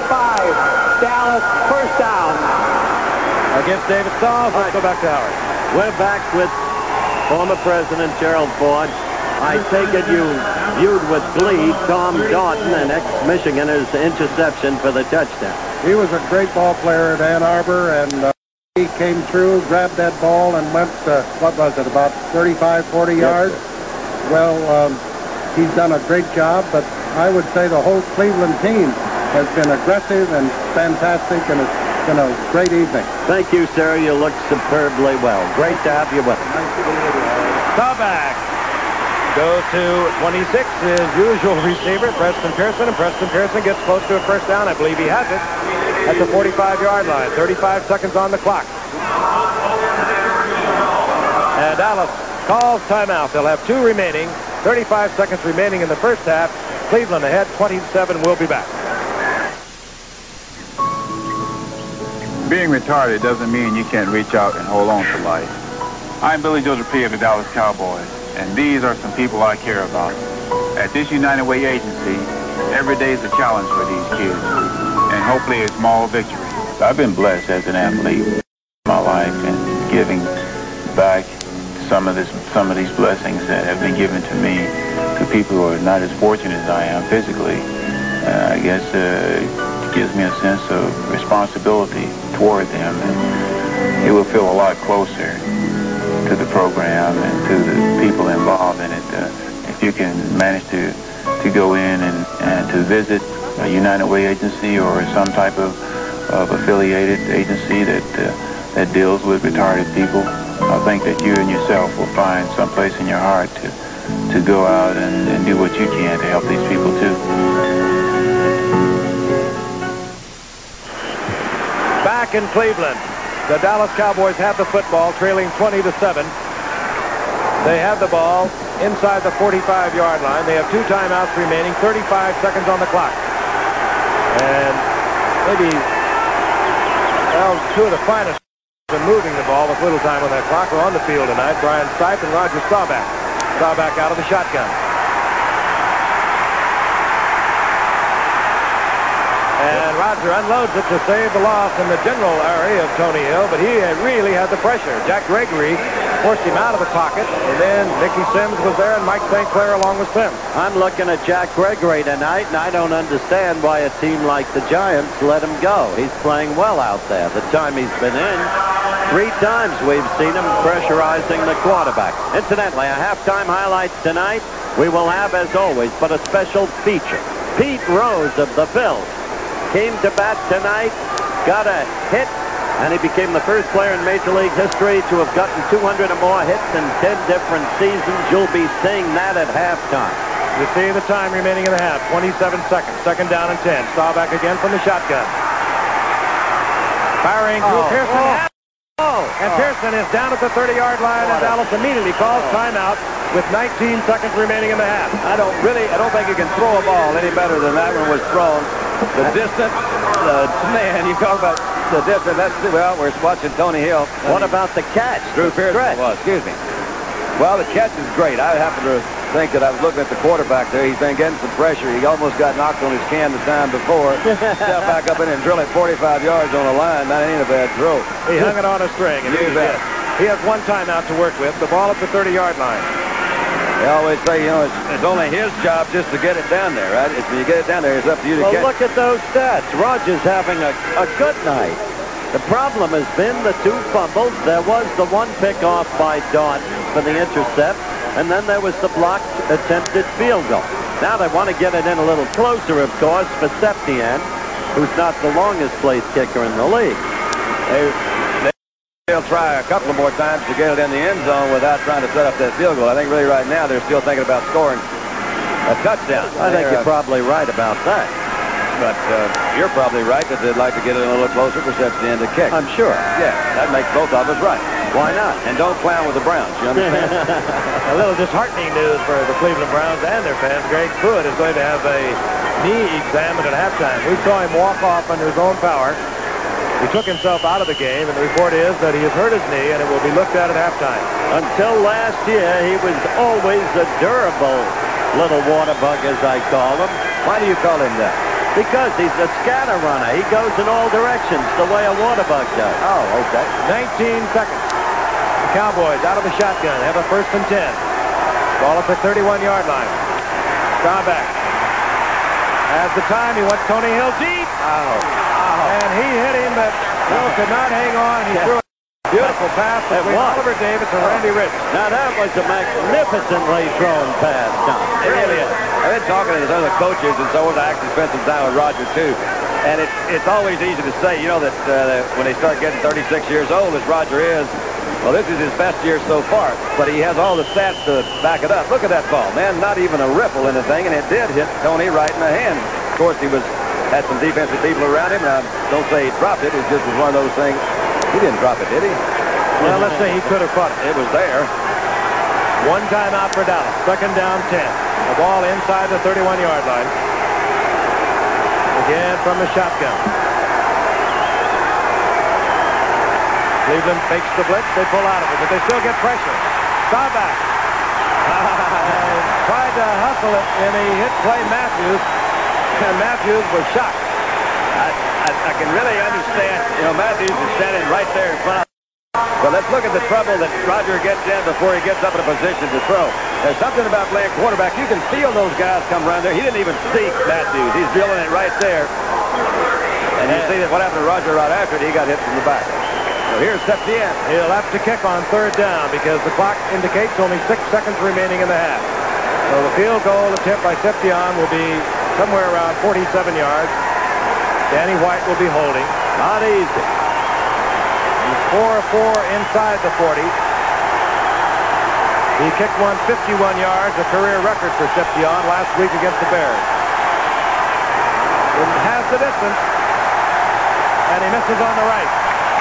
Time is expired, and you'll hear a roar because the Cleveland Browns have the Dallas Cowboys 20-7 at halftime. Stay with us. Highlights and a look at baseball history. Dale Nichols is a good little league coach and a good neighbor. I really enjoy working with kids, getting them started in the right direction. I enjoy working with people as a State Farm agent, too, especially with their life insurance. Usually, I know the families pretty well. I handle their other insurance, so I'm better able to advise them on life insurance. And like a good neighbor, State Farm is there. That's life insurance, the State Farm way. Buick introduces the 1980s Century sedan, our little limousine. A brand new Century filled with room, comfort, and elegance. Powered by a responsive and efficient 3.8-liter V6 engine. A Century which by all appearances looks as though it should cost a small fortune, but which in truth does not. Where to, folks? Home, Jimmy. Right, wow. Buick's new Century sedan, our little limousine. Rico! Thursday, Fonzie takes on his arch-enemy's gang with help from a girl named Kat. Then, Angie buys a new dream house that becomes Brad's nightmare. And the new landlord's moving in on all the women of Three's company. Then the taxi gang gets a new driver that even Latka can't understand. Tomorrow. This is Jeff Maynard. Chopper 5 is standing by to show you what happens downtown after Monday Night Football. Chopper 5 is live right after the game on Eyewitness News.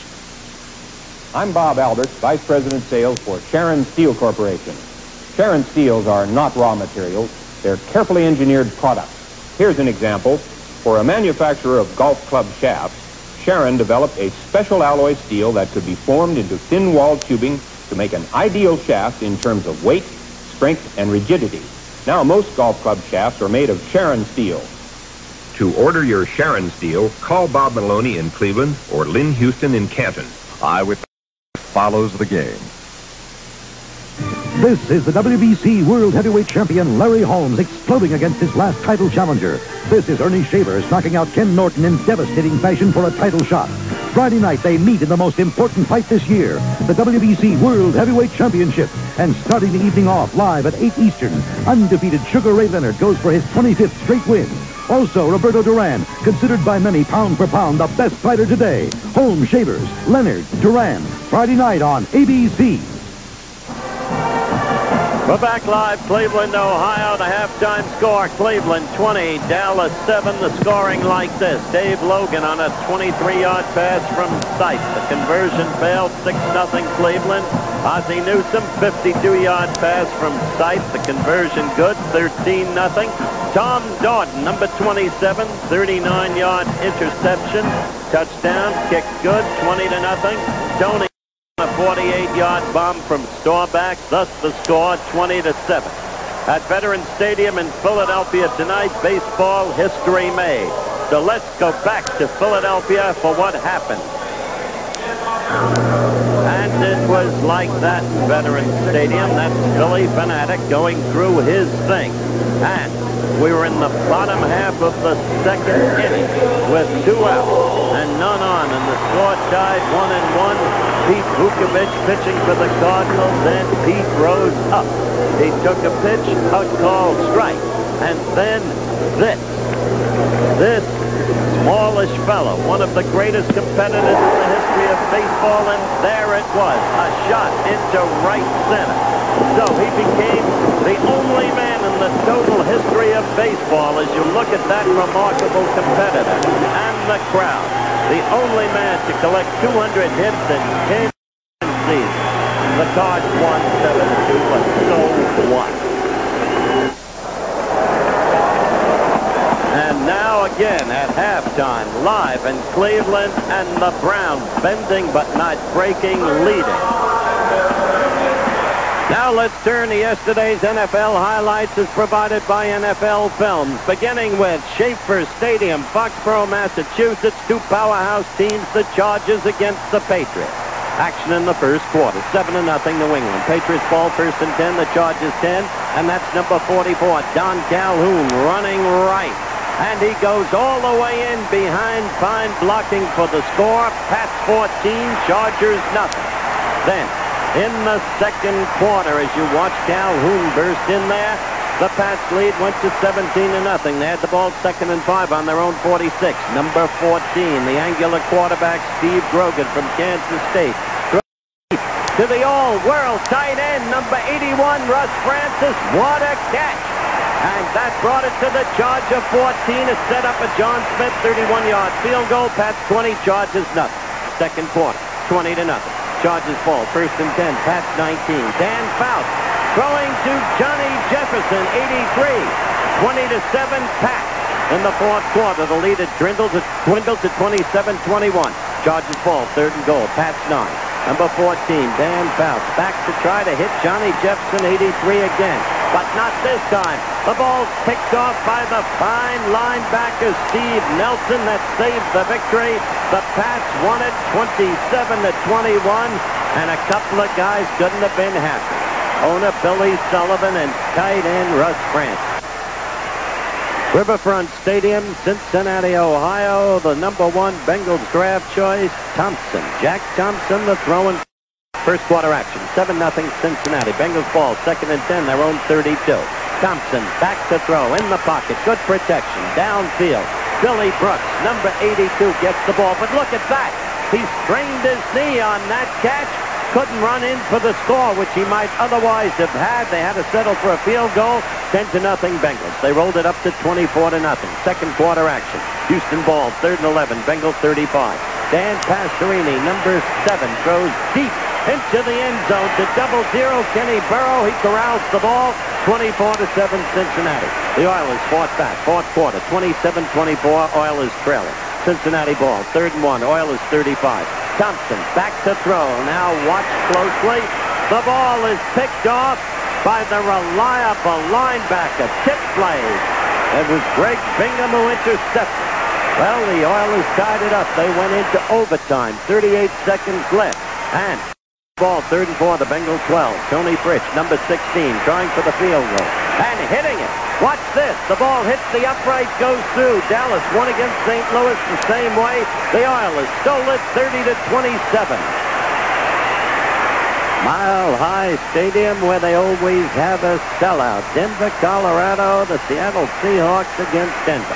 Third quarter action. Seattle leading 20-10. Seattle ball, second and 8. The Broncos 13. Jim's on, the southpaw quarterback. Number 10 passes to 84. Sam McCullum falls over the goal line. Seattle 27, Denver 10.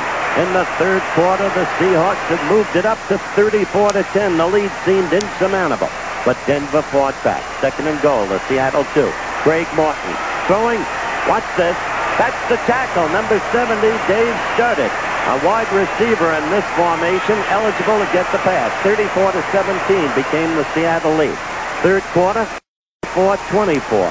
Denver still fighting back. Denver ball, first and 10, the Seattle 35. Craig Morton to number 80, Rick Upchurch. Touchdown. That made it 34-31 Seattle. And then in the fourth quarter, with 34-31 the score, Denver ball, third and goal. The Seahawks won. Rob Lytle busting in, and Denver with an incredible comeback victory, 37-34 over Seattle. Denver has lost only to L.A.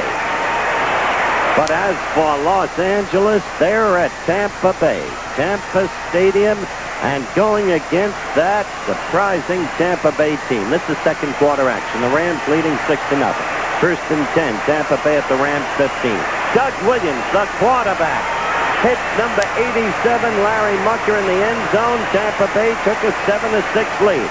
Still in the second quarter. And it was the young man from Grambling College again. Second and 6, the LA 29. This time to Jimmy Giles. Touchdown, that made it 14-6. And Tampa Bay beat the once mighty Rams 21-6. That's Coach Johnson. He's from the college. Looks like he's worried about his problem dandruff.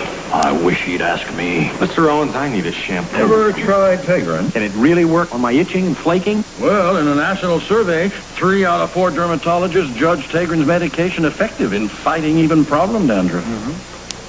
I'll give it a tryout. Hey, how's that dandruff problem? Tegrin's a winner, Mr. Owens. Prove it to yourself. Tegrin works. Those magnificent men and their flying machines. Let's take her up. Gotcha, Dad. Some guys just can't get enough of flying, even when they fly for a living. Call them dedicated, call them the friendly skies, we call them Captain. Those magnificent men and the flying machine, they go up the up into the friendly skies, fly the friendly skies. Now let's turn our attention to some of the outstanding individual accomplishments yesterday. In Buffalo, the Bills were hosting the New York Jets. Joe Ferguson had a great day, but number 80, watch closely. You'll see a tip on this play. The ball picked off by the rookie wide receiver from Clemson. What a day he had. He caught 10 passes. Here's another one. Jerry Butler, number 80. 10 passes, 255 yards, 4 touchdowns, and it was through his efforts that the Bills crushed the helpless Jets 46-31. And at Three Rivers Stadium in Pittsburgh, another Clemson alumnus, number 89, the huge tight end Benny Cunningham, out last year, so much of the time injured, but back this year. And this, the game breaker.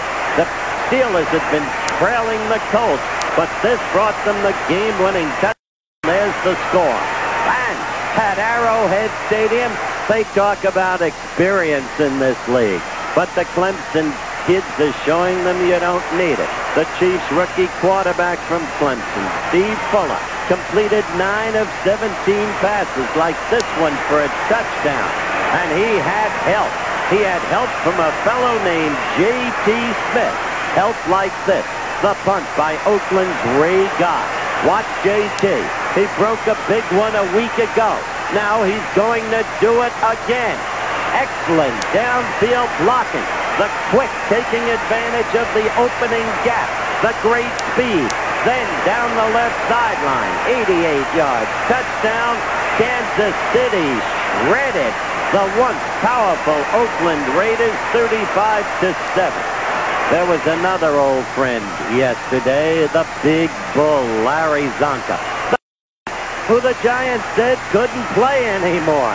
Couldn't play? Look at this against the Chicago Bears. This was Larry Zonka the way he used to be. 3 touchdowns. Carried 15 times for 73 yards, equaling his 1973 AFC Championship game performance. The Dolphins 31, the Bears 16.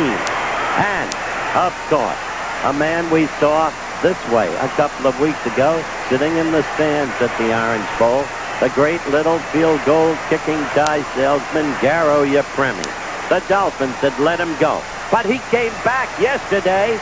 He came back against San Francisco for New Orleans, kicked a field goal, an NFL record, 17 consecutive field goals. Stenerud and Cockcroft had shared the prior record. And in Minnesota, the Vikings went into overtime with, and then young Tommy Kramer out of right threw to Ahmad Rashad, number 28. He caught 9 passes on the day for 136 yards and 2 touchdowns, and this touchdown won it for the Vikes 27-21.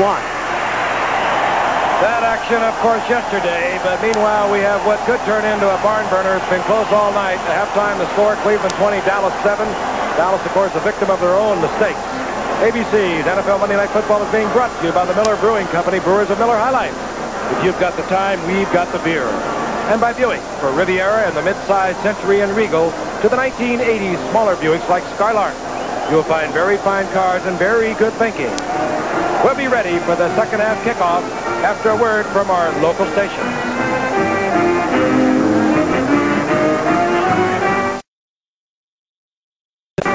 On 8 is Enough, Nicholas is really growing up fast. Are we going to hit up some girls? And on Charlie's Angels, a drug dealer turns Kelly into a junkie. I have been shot up with heroin. Then Ross disappears from Vegas, and Dan's new boss wants him dead. Wednesday. Beatlemania is playing to standing ovations across the country, and here's why. The live music made it. I really feel like I'm seeing the Beatles. Visual images were unbelievable. Marvelous visual, musical, and nostalgic experience. Beatlemania. See Beatlemania live at the Palace, October 10th through the 28th. Call 523-1755 and charge your tickets now. It's the sellout. Central Cadillac is out to sell more than 250 1979 Cadillacs, the largest inventory in Ohio, to make room for the 1980s. Central Cadillac will sell out to you. Our prices are falling. Huge discounts earned by achieving the factory sales goals are continuing. We're ready to deal. The sellout ends soon at Central Cadillac. So hurry before we're all sold out. Central Cadillac. Catch Tic-Tac-Toe tomorrow night at 7:30. All right, Frank, guess. Well, Ray Beck wore 65. We had a couple of 65s. I better fish around and find out. 42, of course, Charlie Connolly.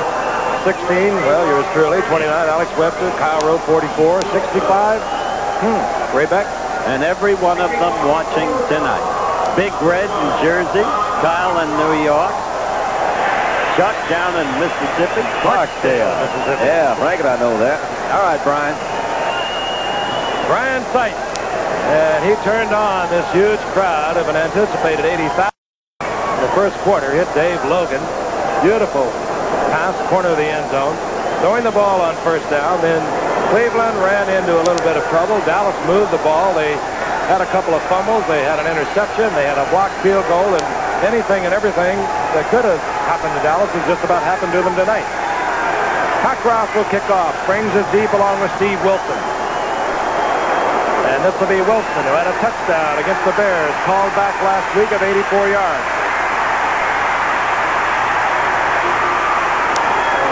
Steve Wilson, a rookie from Howard and the son of a former great player with the Rams in Cleveland. Touchdown, Tommy Wilson. Got some good moves there, hasn't he? Goes to the outside. He is fast. Dallas has a 1st and 10. The ball up to 31. And, Don, you've been in that locker room, and things went like this with Dallas. What did you hear from Tom? Well, you really hear almost the same thing. They really cut out the chatter. They cut out the business. They go right back over, see if any changes, any adjustments that have been made they didn't expect, try to go over that. But usually they go back and say, let's go what we had going in. They worked awful hard to get ready for the game, so they'll know. And never any panic. No panic. Tony Dorsett. Maybe they should panic. And I'll tell you what's happening to Dorsett. You fumble the ball a few times, and every time you go up against the team, they're going to test you. Every second man in there is going to pop that ball. They're going to try and jar it loose, and it just compounds a problem if you have one. And that's a good comment, because that's what Dorsett is thinking about, and that's what self-inhibits his play. You also look and see, how did Mickey Sims get back there in the backfield before Tony got to the line of scrimmage? You check little things like that. How's he back there? Somebody blocking. 2nd down, 10. Laidlaw, and he moves out close to the 35-yard line. For it's going to be 3rd down and 6. That's a big play, because you know that Tom Landry wants this team to get off the mark in a hurry. And this first series, again, is an important series. As we have had several for the Cowboys in the first half, and we have one again here.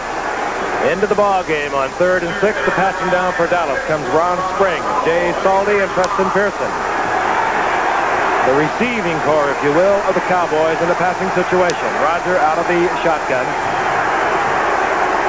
Cleveland brings in their 5th defensive man.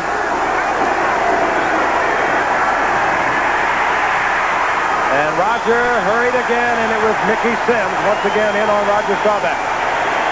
Getting good pressure by Mickey Sims and Mike St. Clair both. Of course, you see Shirk around there. Shirk is a guy you kind of expect. He's got the reputation. They'll try to double him in there occasionally. You know, and Sims isn't really, he's more of a player against the run. He came up in 77 as a 4th-round draft. Strong against the run out of South Carolina State. The men they expect to get the pass rush from are Lyle Alzado and Shirk. But Sims is turning in quite a ball game tonight. 4th down, Danny White, and there's Keith Wright at the 25-yard line. Dangerous punt return man for Cleveland. White hangs it high. Wright was going to call for a fair catch. He never got the hand up. Flag is down. And keep in mind a new rule. Don't know whether that was applicable on that particular play, but Number 47 of the Browns, that would be Ricky Jones, is gesticulating like he may have caused the foul. Sure, you can see that clip was right in front of us, Don.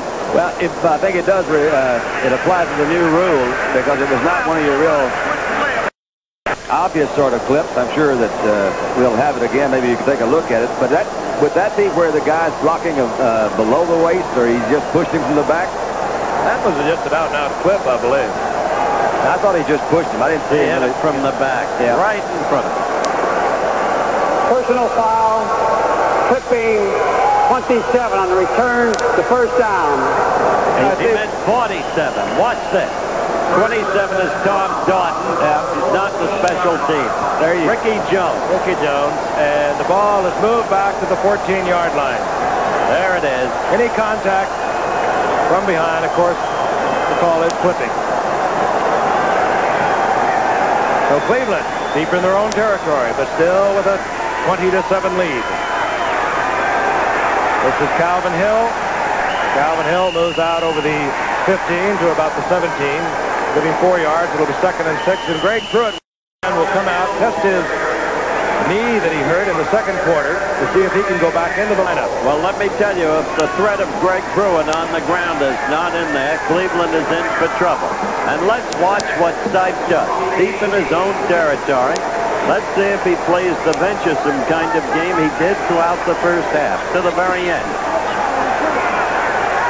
Ball marked closer to the 18, so make it 2nd down and 7. Here's Mike Pruitt, and Mike Pruitt gets out over the 20 to the 21-yard line. Short of the first down by a long 2. D.D. Lewis in there on the stop defensively for Dallas. Call it 3rd down and 3 for Cleveland. These two teams went wild in the first quarter. Since then, there's been an obvious and natural letdown. Although, in fairness to Dallas, they moved the ball well, seemingly at will, except for the interception and a touchdown by Doughton. A fumble on the Cleveland 19 and a fumble on the Cleveland 2. Keith Wright comes in for Reggie Rucker. Has to be considered passing down for Cleveland, but they play it conservatively. And they are close to a first down at the 25-yard line. Mike Pruitt carrying the ball. That was a good first. Good look. We used to call it a delayed trap. One of the reasons that you run a play like that, you find a defensive end that tendencies go to the outside, which is Harvey Martin. It is a passing situation. Harvey's usually going to take that outside move. Try to come back in and close off Randy White on the inside and break up a little hole right between those two guys. And from high overhead, the Goodyear Blimp America from Houston, Texas gives us a beautiful view of the stadium on a great night for football. Our cameraman Norm Olson is up there with Captain John Moran from Texas. Tomball, Texas. On 1st and 10, Stipe, play action. Going deep, Rucker's there. And it's off the fingertips. Oh, boy. I love that call. That's a good call. Really do. I thought he was trying to get his backs out because he had Mike Pruitt open on the other side. And Rucker came out on there, and Kyle here, little fake to the inside, ran right through it. That's the way to play this game. Just overthrew him. You got to feel that that's basically in the area of Cliff Harris, the free safety roaming over there. And Cliff is really aggressive, tries to play those runs first. Drop back out. A good route by Rucker. It wasn't really over the middle, but it was up deep. You could almost hear Kyle say, "Where are you, baby? Where's the phone? Give me some help, baby. Where is somebody?" On 2nd and 10. Stipe again. Play action. Goes for Rucker again. This time it comes off the fingertips. High over the arms of Rucker. Benny Barnes is in position for the defense. Had it been on target. By the way, Frank Howard, y'all may not know this, but this telecast is presented by authority of the National Football League and is intended for the private use of our audience, you see. And any rebroadcast or other use of this telecast without express written consent of the National Football League, root knowledge is prohibited. It has never been expressed, but okay. But the key thing here is that the Browns are not playing safe. They didn't connect, especially on the first one, to Rucker when he was open. And they've got themselves in a 3rd and 10. Look at that blitz coming in there. And that's a delayed blitz by that, I was telling a while ago, Thomas Henderson. When Dallas gets an offense in a split formation or that wide set, they figure they nobody can block him. It's a little delayed blitz. You see the back go out. And now here comes Henderson, and he's one of the few linebackers who has that kind of speed that can come in there from the left, and boy, does he put it to him. What a hit. Randy White was fairly close, number 54, but the hit goes to Henderson. There's a guy that was clocked as a linebacker, Langston, at 9'5". He can motor. Johnny Evans will punt. He has not been punting well tonight. Wade Manning is standing at midfield for Dallas. Wade Manning, the rookie free agent out of Ohio State. Awaits of Evans. Kicks it low. Yep. Manning has a chance. Bobbles the ball and gets back to the 45-yard line. Flags are down all over the field. Oh, starts the flags on Wade Manning. A lot of laundry. Again, we've seen so many flags on the different punting teams, kicking teams this year. And we have another on clip. Those against Dallas this time. Wade Manning is kind of an unusual story, and he really came into Dallas at the last minute almost by saying, well, I might as well give it a try. He's basically a baseball player. That's what he was. Yep. Not a bad one either. No, he did all right. But he figured if he didn't get drafted in the baseball draft high enough, he wouldn't have a shot. Let's see what we got working here.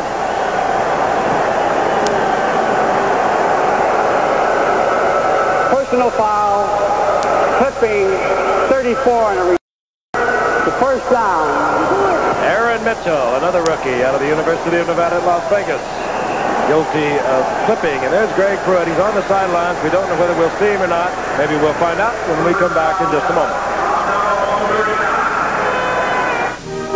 Goodyear Tiempo, official tire of the 1980 Winter Olympics, brings you Art Devlin, Vice President, Lake Placid Olympic Committee. If you're coming up here for the Olympics, let me tell you, with our crazy weather, it's no picnic driving here any season. That's why I drive on Tiempo. Tiempo is the rain tire, snow tire, sun tire. One tire that does it all. College football on ABC, and it can make for a very fun Saturday. Look at Brian Sipe there. That's a little ammonia. He says, let me get my head clear. He really did. You see Mark Miller and Evans both warming up on the sideline. Penalty against Dallas. They still have good field position, their own 39-yard line. They would have been in Brown territory. Staubach right to the air on first down. Billy Joe Dupree wide open. Dupree up in it. He has a first down. 43-yard line of Cleveland. Oh, how that man can pick a team apart. It was laid right in between. He had Charlie Hall out there, and he had really pretty good coverage. I think it's Charlie Hall and Ron Bolt, number 28. Let's see if we can pick it out. Now, actually, it's 27. Sorry, it's Ron Darden. You're right.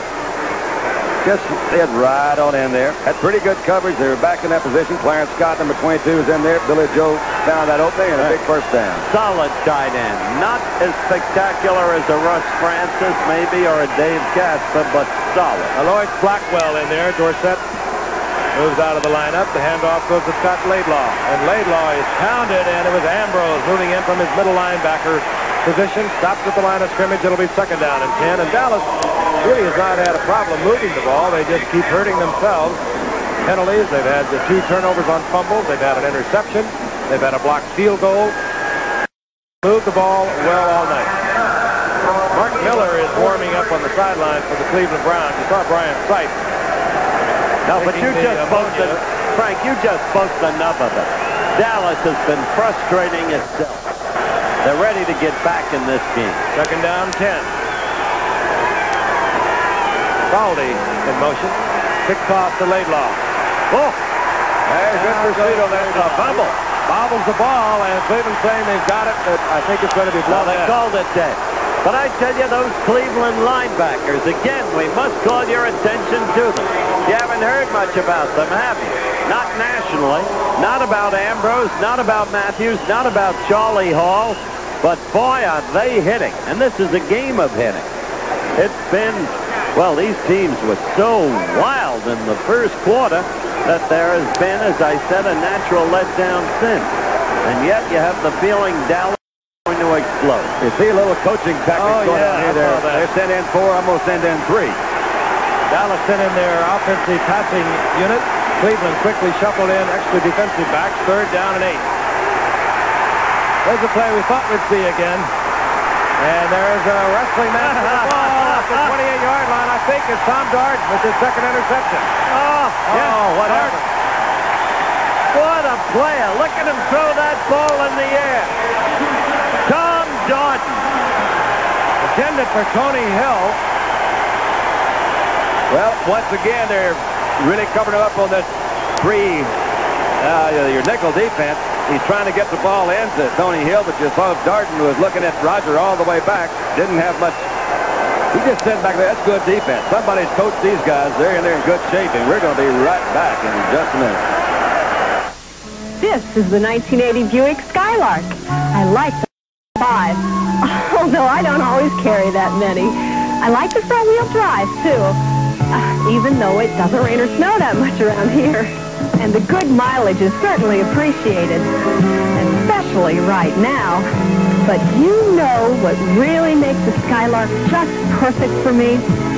I've got one. Buick Skylark. It just might be the perfect car for you. You pilot ships out to open seas through currents that can run you aground. And the only map you trust is the one you keep in your head. Now comes Miller time. Time to head back for the best tasting beer you can find.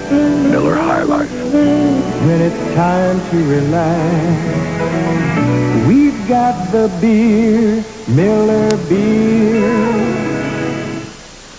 Tuesday, Joe and Mac take on a college that turns its back on an athlete when an injury ends his career.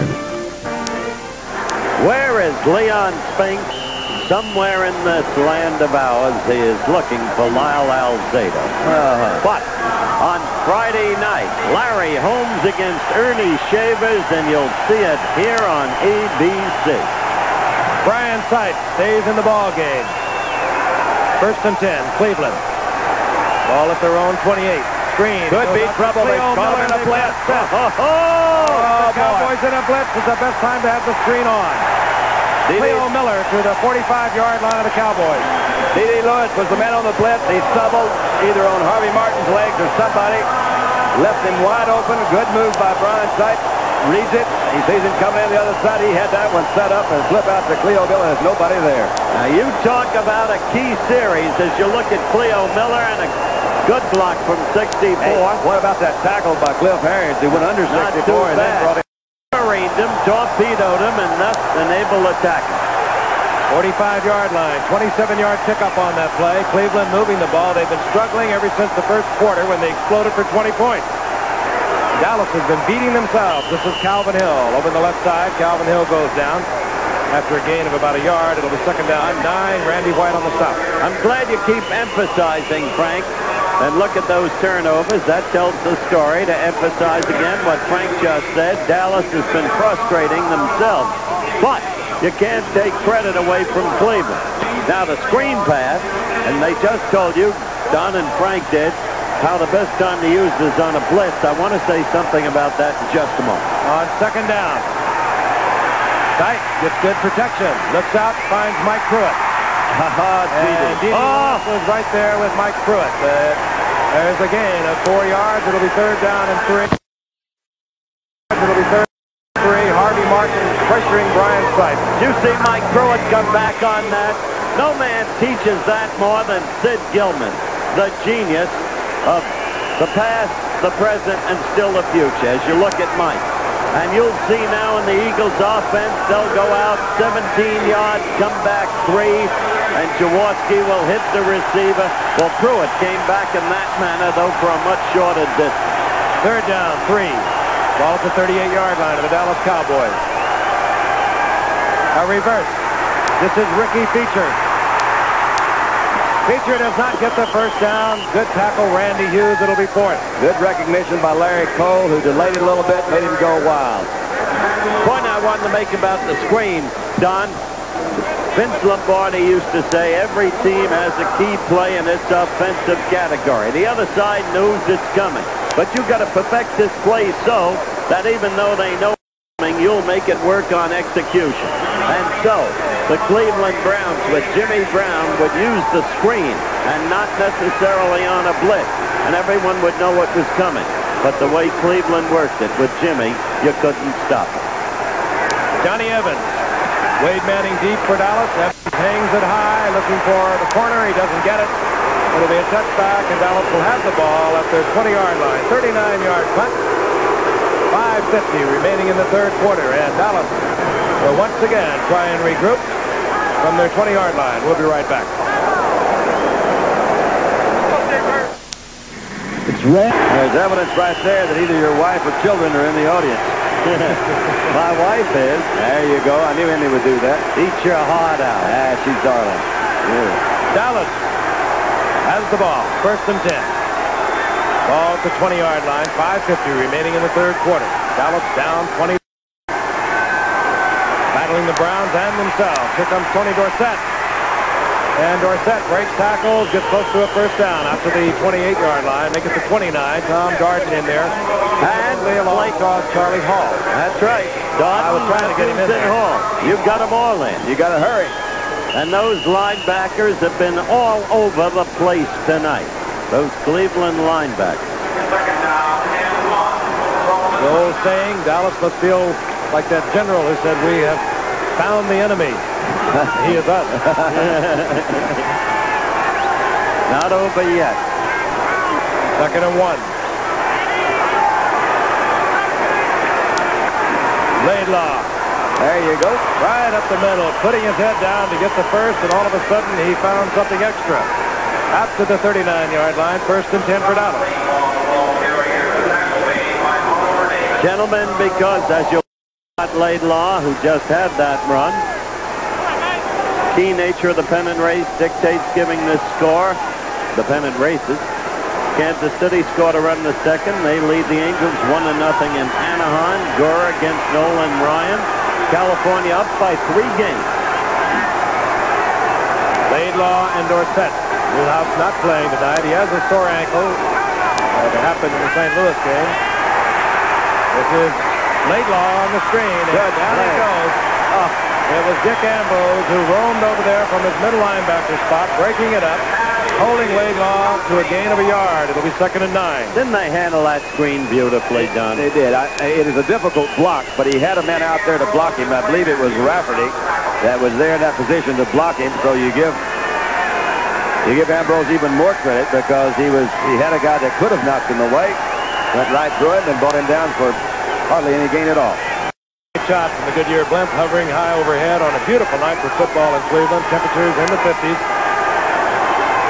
Crowd of around 80,000 turning out tonight to watch these two unbeaten teams. One of them will not be tonight.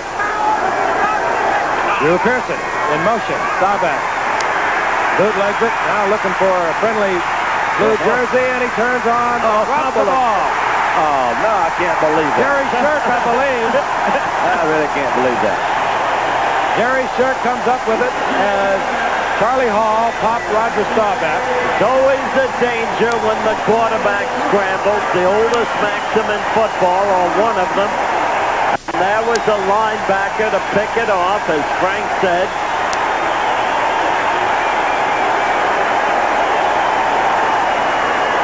There's Charlie Hall, 59. He pulls the ball out as he drags Roger down, and there's Jerry Shirk. Cleveland has the football. Dallas it over with 3 fumbles tonight. So more and more these Cleveland linebackers come into prominence tonight. Ambrose from Virginia, Charlie Hall, Clay Matthews from USC. Type on first and 10. Reggie Rucker is there. And short of a first down, but he's in Dallas territory at the 47-yard line. Defensively, it was Aaron Mitchell for Dallas. Jerry Shirk. You know, there was a night in 1970 when Don and I, before the first Monday night game ever, went up to Joe Willie Namath's apartment in Manhattan. And Don began to interrogate Joe, one quarterback to another, and Joe said, we're going to work on the new kid from Oklahoma State. And now he's one of the best and has been for a decade. Second down, 1. And off goes to Calvin Hill, and Calvin Hill gets the first down. He gets his teammates for a couple of years, 69, 70, I believe it would have been. He had over 1,000 yards a year rushing for them. First down, 41-yard line of Dallas. And Cleveland, who had trouble after that first quarter moving the football, has all of a sudden started to move the ball against Dallas. Sure has been a strange evening, hasn't it? It is. And it's been a strange evening in the National League in baseball. I'll get to that in a second. Ball at the 41-yard line. That'd be the moon. Greg Pruitt will not be coming back into the game, we've been told. Led by Aaron Mitchell as he gets to the line of scrimmage, and he'll get a yard out of it. It'll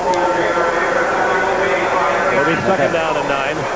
Calvin saying, where did he come from? Wow. Well, he remembers the old Eli song, "Our team will never fail." Cleo Miller comes in, replacing Mike Pruitt. Second down long. This is also a down when Dallas likes to bring everyone but the coaching staff on the blitz. If they get in that split backfield, you can count them coming. But they're not in it this time, so you don't know for sure. Reggie Rucker in motion, coming towards you.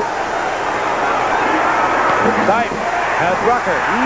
Rucker close to the first down at the 31-yard line. Big play right there. Quick play. Frank, Major League Baseball.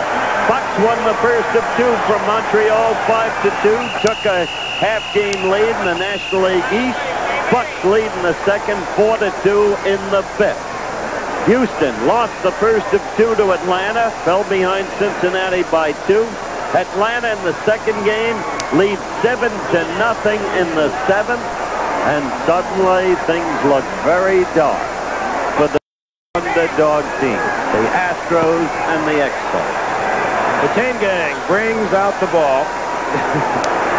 Someone's been watching the wrong network. Exactly. They brought the chain gang out because the referee indicated that Cleveland is about 6 inches short of a first down at the 31-yard line. 1:36 remaining in the third quarter. I don't think it's by accident that they've been throwing over an area where they've had a rookie to work on these last couple of times. Let's see what they go here, a big one. Give it to Calvin Hill and let him jump. Mike Pruitt has the first down. Well, it was all right. You had the right notion. Yep, same thing. Just get it over there. And Matigliano telling Cleo Miller to pass something on to Brian Sipe, which he promptly does. Cleveland now has a just inside the 30. By the way, Don, a quick note. Sunday afternoon, if there's still a pennant race, ABC will be covering the game. But if we do, and if there is still a pennant race, it is mandatory that you appeal. Oh, that's terrific. I'm glad to hear that. That's really, I like that. You got to be kidding.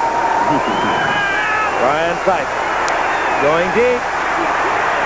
No flags, and there was a foot race between Benny Barnes and Reggie Rucker. Reggie saying, Benny tripped me, or tried to, but no flag. Usually it's the other way around. Benny Barnes saying, Lynn Swan pushed me off. All right, I didn't really see what was going over there. I was watching the second there. Let's just see what happened. Nothing. No, he could not chuck him after 5 yards. And yeah, but he barely touched him. Again, he's really getting good. And that's the way to do it. Sir Francis would tell you that. Second and 10. Screen. Ozzie Newsome. Thomas Henderson. Super tackle by Tom Henderson. And Ozzie Newsome, well, a lot of people will tell you he does not go down that easily when he's running with the football. And Tom is holding his hand. Tom hurt his left hand, apparently. And this is a critical play because it could conceivably take them out of field goal range, where Cockcroft, usually the steadiest field goal kicker in the league, as you look at this again, Cockcroft could put them out of range.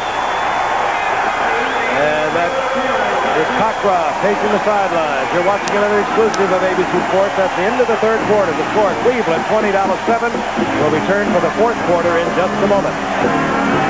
Tomorrow on ABC's World News Tonight, Catholics in America, the church in turmoil. I have seen more change in the last 15 years than I think took place in the church in the last 450 years. Abortion, divorce, and liberal forms of worship. Issues of turmoil the visiting pope will face. Tomorrow on ABC's World News Tonight. This is Jeff Maynard. Chopper 5 is live, and our coverage of Monday Night Football in Cleveland continues right after the game on TV5 Eyewitness News. Dental care. That's America's fastest growing health care benefit. That's why your Blue Cross and Blue Shield plans have dental care programs that can be built right in as part of a group health care package. And that's for many smaller companies as well as large corporations. Your Blue Cross and Blue Shield representative can tell you about the advantages for both employer and employee. Advantages that make dental care easier and more economical to receive. Group dental coverage. Now, that is value added by your Blue Cross and Blue Shield plans. You got to be quick on your feet to have curve for the Friendly Skies. They keep you hopping with non-stops to more places, including California. Those magnificent flights in the Friendly Skies. United's got the most non-stops to California. Those magnificent flights in the Friendly Skies. More than any other airline. The most non-stops to California from those magnificent folks in the Friendly Skies. Fly the Friendly. Fly the Friendly Skies. Travel agent. Catch Greg Pruitt tomorrow morning at 8. From high overhead, a crowd of over 80,123, and that has boosted an NFL in-stadium attendance to a new record this past weekend of over 850,000. They're watching an interesting football game, electric in moments, dull at other times. Dallas troubled by their own mistakes, and Cleveland right now looking over a third down and 16 as we begin the fourth quarter. The ball, 36-yard line. Flag is down. Cleveland should have a free play. Reggie Rucker at the 15-yard line. They don't need it. They got the first down. Vinnie Barnes saved it. Reggie Rucker, as he has been doing for the past 2 or 3 years for Cleveland, clutch reception. Good move by Sipe that time, too, and just standing back there waiting for that thing to open up. I don't know how Reggie got so wide open. He just kind of drifted through the middle. Benny Barnes, 31, is trying to come back in there. Nothing fancy. Barnes lost the step when he made his move. Good move by Reggie coming across, but a good move by Sipe and hanging in there. But again, the key point, Don, the face of a man, of a coach in the player, working with him. I think that's what Rutigliano. There's Greg Pruitt, the right leg. That bodes problems for Cleveland in games ahead, or at least seems to. Still no major pass rush from Dallas. Down. The ball just short of the 15-yard line.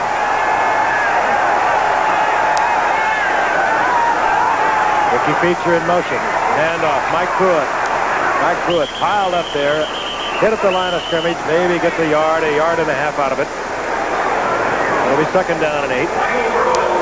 Let's put this thing in perspective. 2 unbeaten teams coming in, each pulling out late-minute victory all the way through the season. And I'd like to emphasize the point Don Meredith just made, because it is the key point about this Dallas team for the long pull of the season. He said still no pass rush, and that's been true all game. And the absence of Pugh and Too Tall Jones registers more heavily than ever. 6 sacks in 3 games for Dallas coming into tonight. Brian Sipe up on top. Aaron Kyle is going to be called for pass interference, I do believe, against Dave Logan.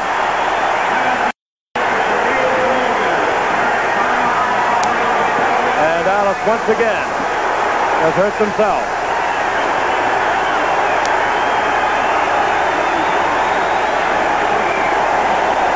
I think the point about the pass rush maybe is even more important, Howard. When I saw an interesting statistic this past week. In the past 10 years, the #1 team in sacking the quarterback for 10 years has been Dallas.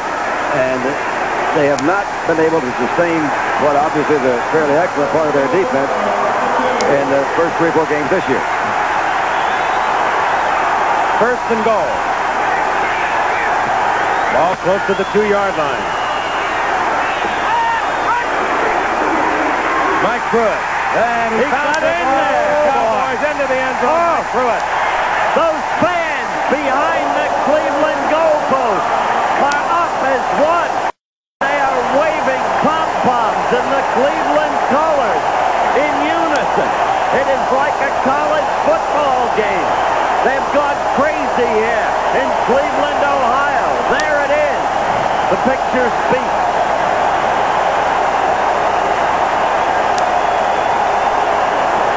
And let's take a look at Mike Pruitt. He bumps into Bob Brunig, bounces off, keeps his feet, falls into the end zone, and Cleveland has moved out on top, and it's going to be very difficult for Dallas to come back. Another conversion, kick low. I think it was a bad snap, and it was missed. I think you're going to see Thomas Henderson coming through. He may be the, this is the touchdown play. Thomas Henderson hits him in a way, kind of knocked Rudy Goff on in good pursuit of that left side. Put that thing in. They're in trouble right now. 26-7, and we'll be back in a moment. Now there's a way to type that gets your paperwork done right and done faster.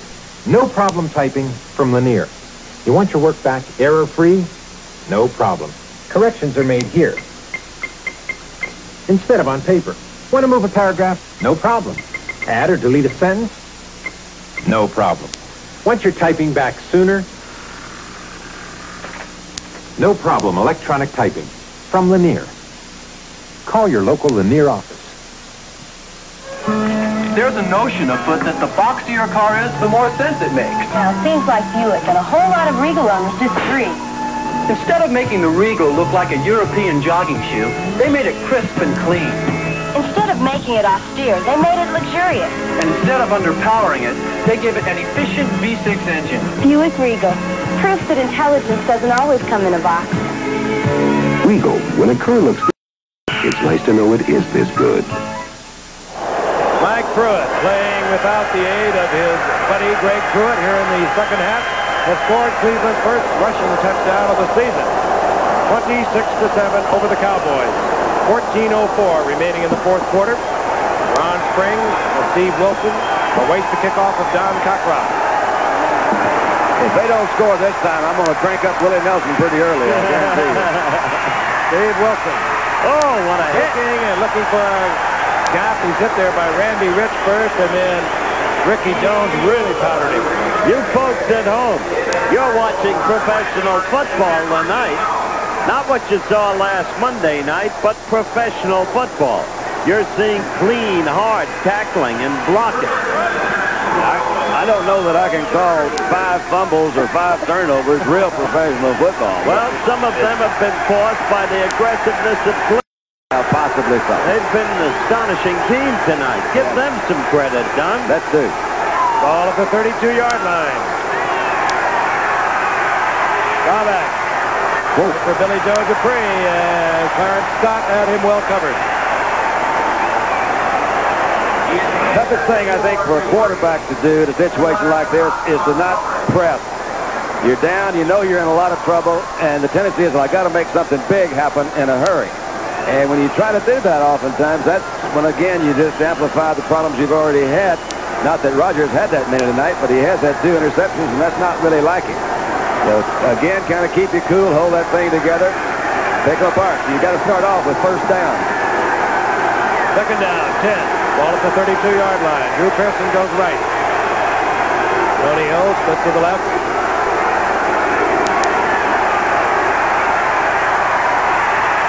Back. Pearson. Incomplete.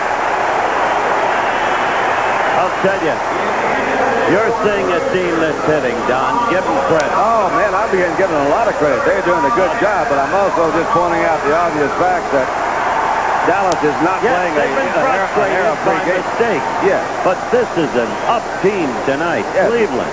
It certainly is. Incidentally, next week, for the first time in the 10-year history of the series, we're going to be going to one of the cradles of professional football. Green Bay, Wisconsin. More on that in a moment. Third down, 10. Out of the shotgun.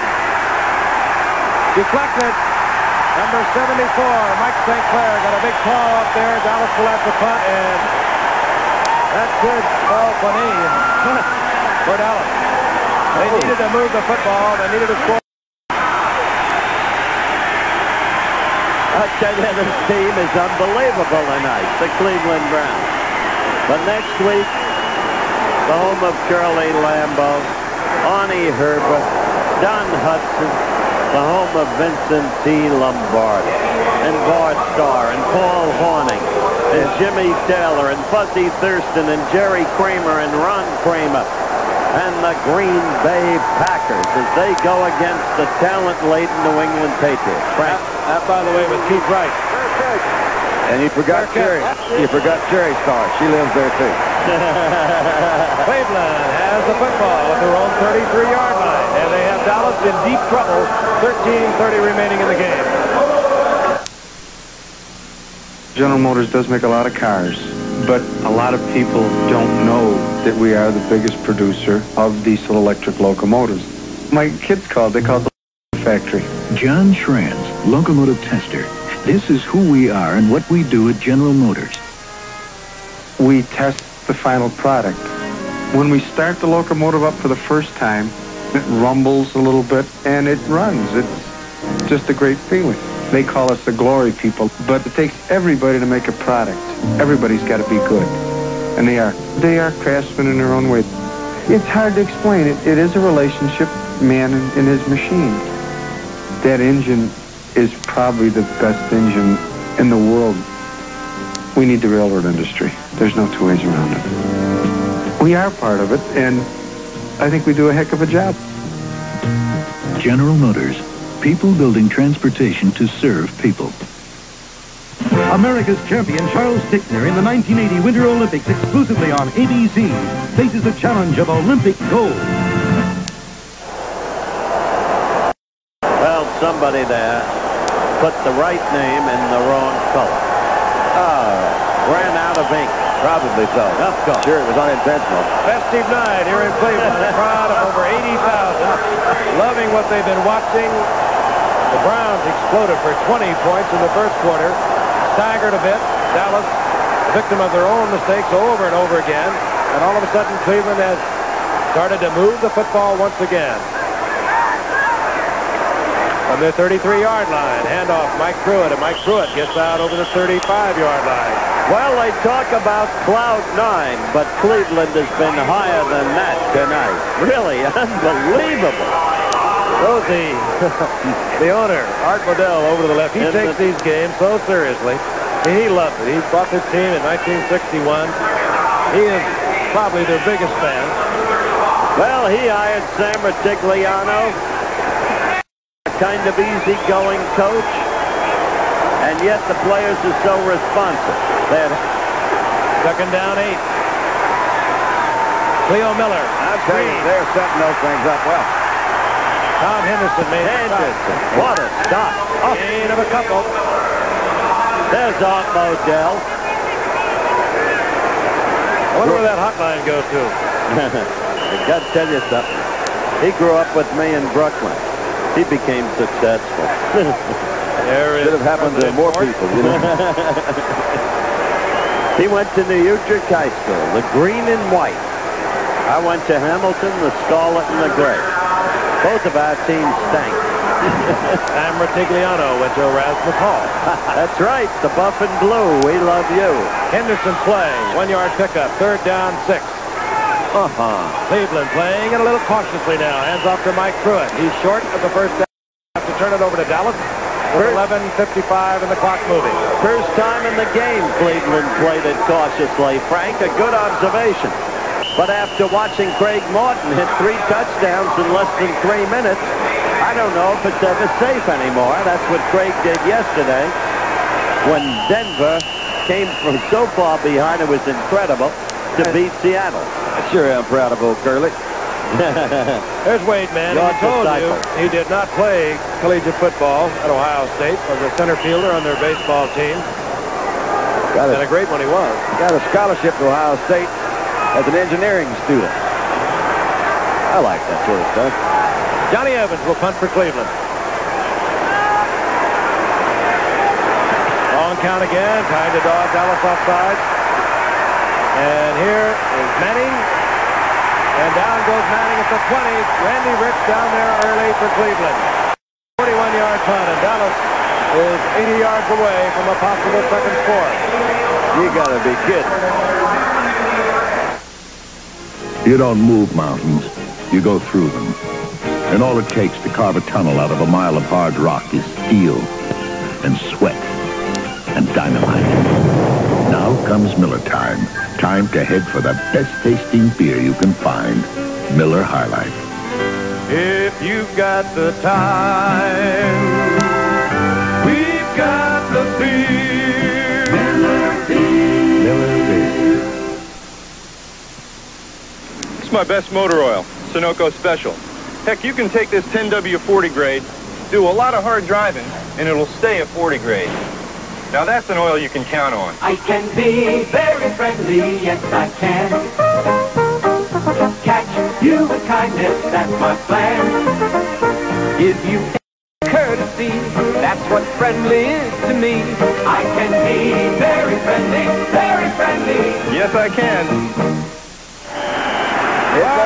Part of the tremendous crowd, and some of the defensive players for the Browns were kind of leading them on in cheers. I'd say that's rubbing it just a little. I'd say that it really is. They were doing all that hollering right over the ears of the Cowboys. Well, they deserve it. They have played great football tonight. Dallas, well, they have really had their problems. They've created most of them. Fowley in motion on 1st and 10. Staubach. Screen to Fowley. And the former White Plains High School player gets a first down out to the 34-yard line. Tom Garden upsetting Fowley. He's been a troubled young man, having felt he's not being used enough. I asked Gil Brandt, the super director of player personnel, there he is, out of South Carolina, today, how his mental attitude is. He said he's still troubled. But you always have that with a ball player who feels he's not being played enough. He can play, I'll tell you.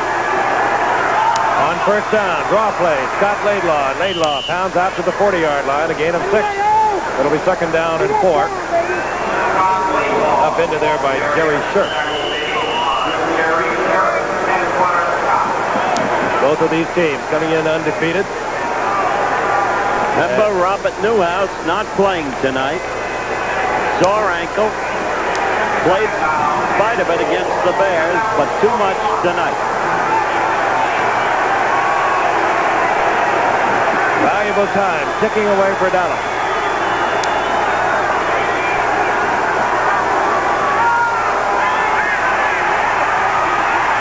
Staubach wanted to go deep, and Mike St. Clair was their defensive coach for Cleveland.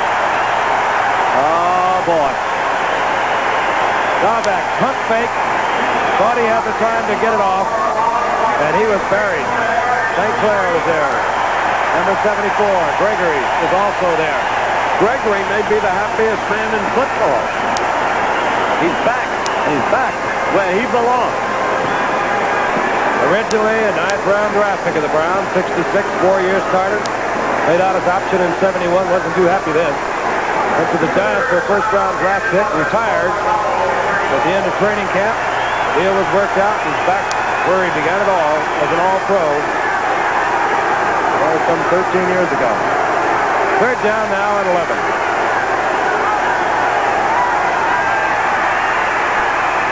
Staubach. Well, I'll tell you what. I'll tell you, he's giving it a go. He sure is. He's out there giving a whirl. In a situation like this, I'm reminded of my friend Sisyphus. Remember Sisyphus rolling that stone up the mountain and let it come back down? They're definitely rolling it up the hill right now. He just couldn't find anybody out there. Pretty well covered. Jerry Shirk missed him twice and finally got him. I sure do like Rogers' attitude. You know that guy. I sure do. Heck of a player. But that man right there, Frank just said it. Once he missed it. Twice he missed it. The 3rd time he got him. You talk about pursuit. You talk about second effort. Jerry Shirk personified it. Rogers sacked 3 times tonight. Danny White is on the punt. Keith Wright standing at his own 35-yard line. Danny punts a beauty. Fair catch called for by Keith Wright at the 33. And Cleveland now will begin to seriously work on the clock, which indicates 8:26 remaining in the game. Cleveland out on top considerably. Buick proudly announces some very fine cars and some very good thinking. This is the 1980 Century Limited sedan. My sister thinks it's very sophisticated. My dad thinks it's economical. My mother thinks it's roomy. I think I'm lucky to have it tonight. This is the limited edition Regal Somerset. I think it's elegant proof that a truly sensible car doesn't have to be boring. Boring. Boring. This is the Buick Riviera, an automobile so incredible that people who could seriously think about buying almost any car in the world are driving Rivieras. This is the Buick Skyline, It has a surprising amount of room and comfort and really good economy and front-wheel drive. I think it just might be the perfect car for me. Or you. Do you think that owning a 1980 Buick might be a good idea? Good thinking. The most important fight this year, undefeated Larry Holmes battles the WBC #1 ranked contender Ernie Shavers. Friday night on ABC. I just want to emphasize again, you'll see the man in that tremendous boxing guard who many consider the greatest in the world, inch for inch and pound for pound, Roberto Duran. The Sugar Ray Leonard fight begins at 8 o'clock, so tune in at the top. Leonard against Benitez, December 1st. You'll see that one for the title on ABC. On first down, Mike Pruitt gets the call, and again, Bob Brunig over there to make the stop defensively for Dallas. In the 20-year history of the Cowboys, they've beaten the Cleveland Browns 6 times. Kind of surprised about that?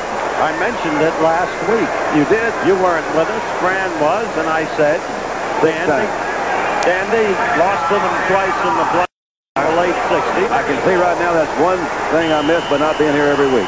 It was 11 years ago. I set up here for CBS and watched you, Don, performing in your last regular season game here. That's right. They've only played one game here since and won that one 6-2 in the mud.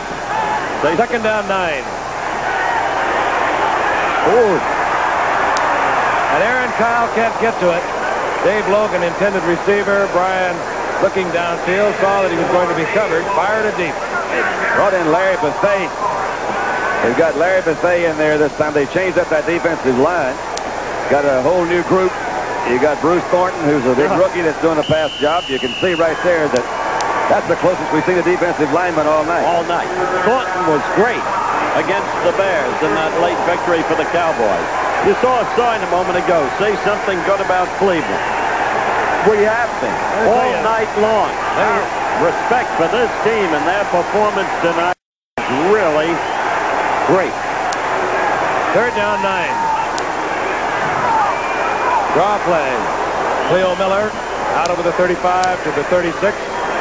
Clock continuing to move inside 8 minutes.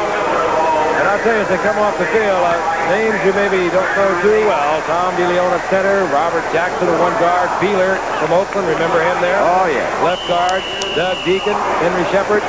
They have performed admirably tonight for the Cleveland Browns, that offensive line. That was a great trade Cleveland made for George Beeler, number 64.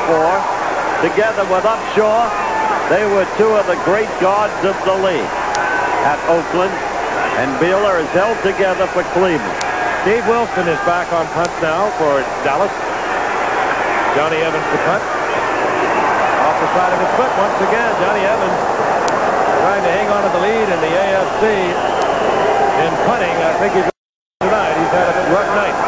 He goes out of bounds at the 33-yard line. Dallas comes onto the field with 6:46 remaining in the game and down 26-7. Doesn't look good, does it? No, it does not for Dallas, but it looks good for that man, Sam Rutigliano. What a nice man. Sam went to Erasmus, as Frank said, where the high school cheer you'll remember vividly, Don. Vivo, Vivo, Vivo, Ves, E-R-A-S, M-U-S. Now, believe it or not, I wasn't going to say that. Now back. Drew Pearson. Pearson moves out to the 47-yard line. They're going to move it back where his progress was at the 47-yard line. Ron Bolton all over Drew Pearson. First down, Dallas. The Bucs beat Montreal 5-2 in the first. They lead Montreal 6-2 in the sixth of the second. If they win it, they'll lead by 1.5. Houston lost to Atlanta 5-4 in the first. They trailed 8-0 in the second. In the eighth inning, they will be 2.5 behind Cincinnati, if that obtains. On first down, Staubach immediately to the air. Tony Hill, intended receiver. Staubach had to hurry it. He was pressured again by Jack Gregory. And as time dwindles down in this game with 5:59 left, the Royals are still alive. They are leading California 3-0 in the third. They went into the game trailing by 3. So you're updated on the Major League pennant races. Baltimore, of course, has clinched. The Birds who belong in Baltimore.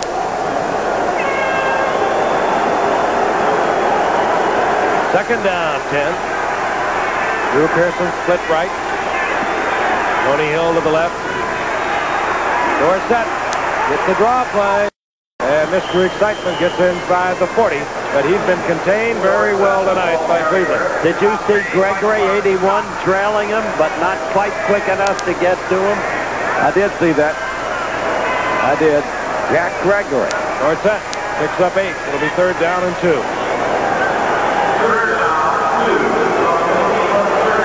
I got a feeling he's going to unload this one. Deep. He ought to pick up his first.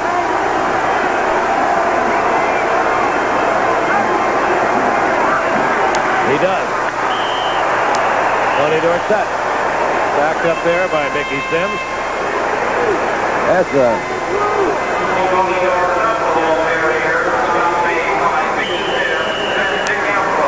In the perspective of this game, Cleveland has had so many heroes. Frank has touched upon it appropriately throughout the evening. That offensive line that gave Sight such great protection. The unsung linebackers who were all over the field. The Cleveland secondary led by Tom Dawson's 2 interceptions. What a performance by a team. Roger needs a big one. Looking for Drew Pearson. And Oliver Davis playing Drew Pearson very intelligently. He was going to give him anything underneath, nothing in the end zone. one of the things that helped is they had him doubled on the inside that time, right, with Tom Darden, who came in there, so he really didn't have a shot to come back. Saw a quick shot of Drew Pearson, who appeared to have been taken ill. He sure did, and he's coming right out of that. That's a scene you may not see for a long time to come. Probably just as well. Yes, you're quite right. But an evidence of the effort to this contest. Second down, 10. Foul. Jerry Shirt. Fourth time he's been sacked tonight. Actually, there were 2 other Browns were in there. Mike St. Clair forced Roger to step up, and he ran right into Jerry Shirt. Gregory was also there. A year ago, as Frank told you earlier, they thought Jerry Shirt was finished. What a night he's had tonight. Look at that. And how about Gregory that time? Gregory just manhandled Pat Donovan, threw him back in. The pressure caused by Gregory caused that reserve blocker to come back and hit him. No one was there to pick up Shirt. And you have to wonder all over again about Jack Gregory and the past year. Third down, 16.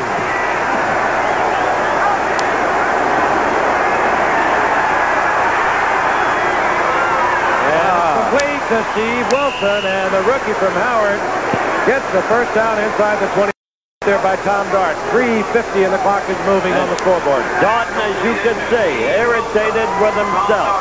Felt he had to play red. Felt he should have had the football. Good concentration by Wilson that time. The ball was a little bit high, and it's over the middle. He is a rookie. Hadn't been across the middle that many times yet. He's earned his way on this team, Don. He can do a lot of things for them. The Angels closing in on the Royals. It's now 3-2 Kansas City, the 4th inning. Seconds ticking away for the Cowboys. Next Sunday, they'll be at home against Cincinnati. Cleveland travels to Houston. I'm telling you. Alley-oop. He got it. And Tom Dart could have had the 3rd interception of the night. I'd sit down and have a very serious conversation with my offensive line right now. Take a look at this. Mickey Sims pressuring him again, Don. Just pick, man. I mean, they're all coming in here. Shirt and Sims. My gosh. Let's see. All right. Clay Matthews right there. Hey, that's not a bad move again by the rookie Steve Wilson. They're just zipping in there. The thing, you know, the Cowboys obviously are going to be out of this ball game. But you've got to instill that offensive line. You can't let down. I don't care if you're going to stand back there and throw, by golly, you got to get up there and block. We'll have some talks about that. Don't you think? I think Green Bay. Second down, 10.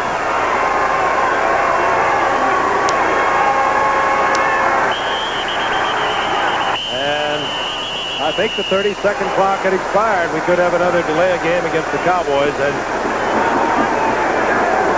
they have had trouble tonight.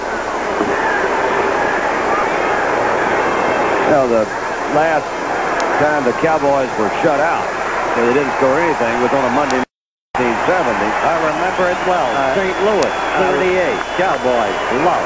I knew you would remember it. I didn't know whether the folks out in television land would have known about that. And I'm going to get out there. And I remember it because the crowd was screaming, "We want Dandy.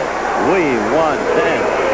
Next time I have anything to say, I'm going to send you a telegram and let you read it over the air. You get me? Man, you'd have been tough all night. Wow. Pick it up anytime you want to, Frank. You got to be quick. Second down, 15. The Lilgo procedure against the Cowboys.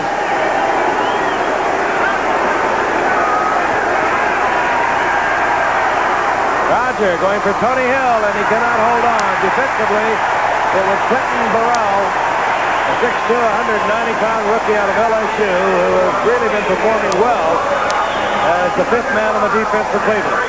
One of the wonderful being this far ahead this late in the game is you can afford to double all those outside wide receivers and not worry about anything kind of coming up in the middle. You see two guys around most everybody, and it's just going to make it that much harder to complete a ball down there. And the other luxury, if you're a defensive lineman, you can totally disregard the run. That really is true. Maybe it was a little too harsh on the offensive line of the Cowboys because they know they're coming. Mel Blood. Third down, 15. Inside 3 minutes. Ball back. Going for Saldi. No chance.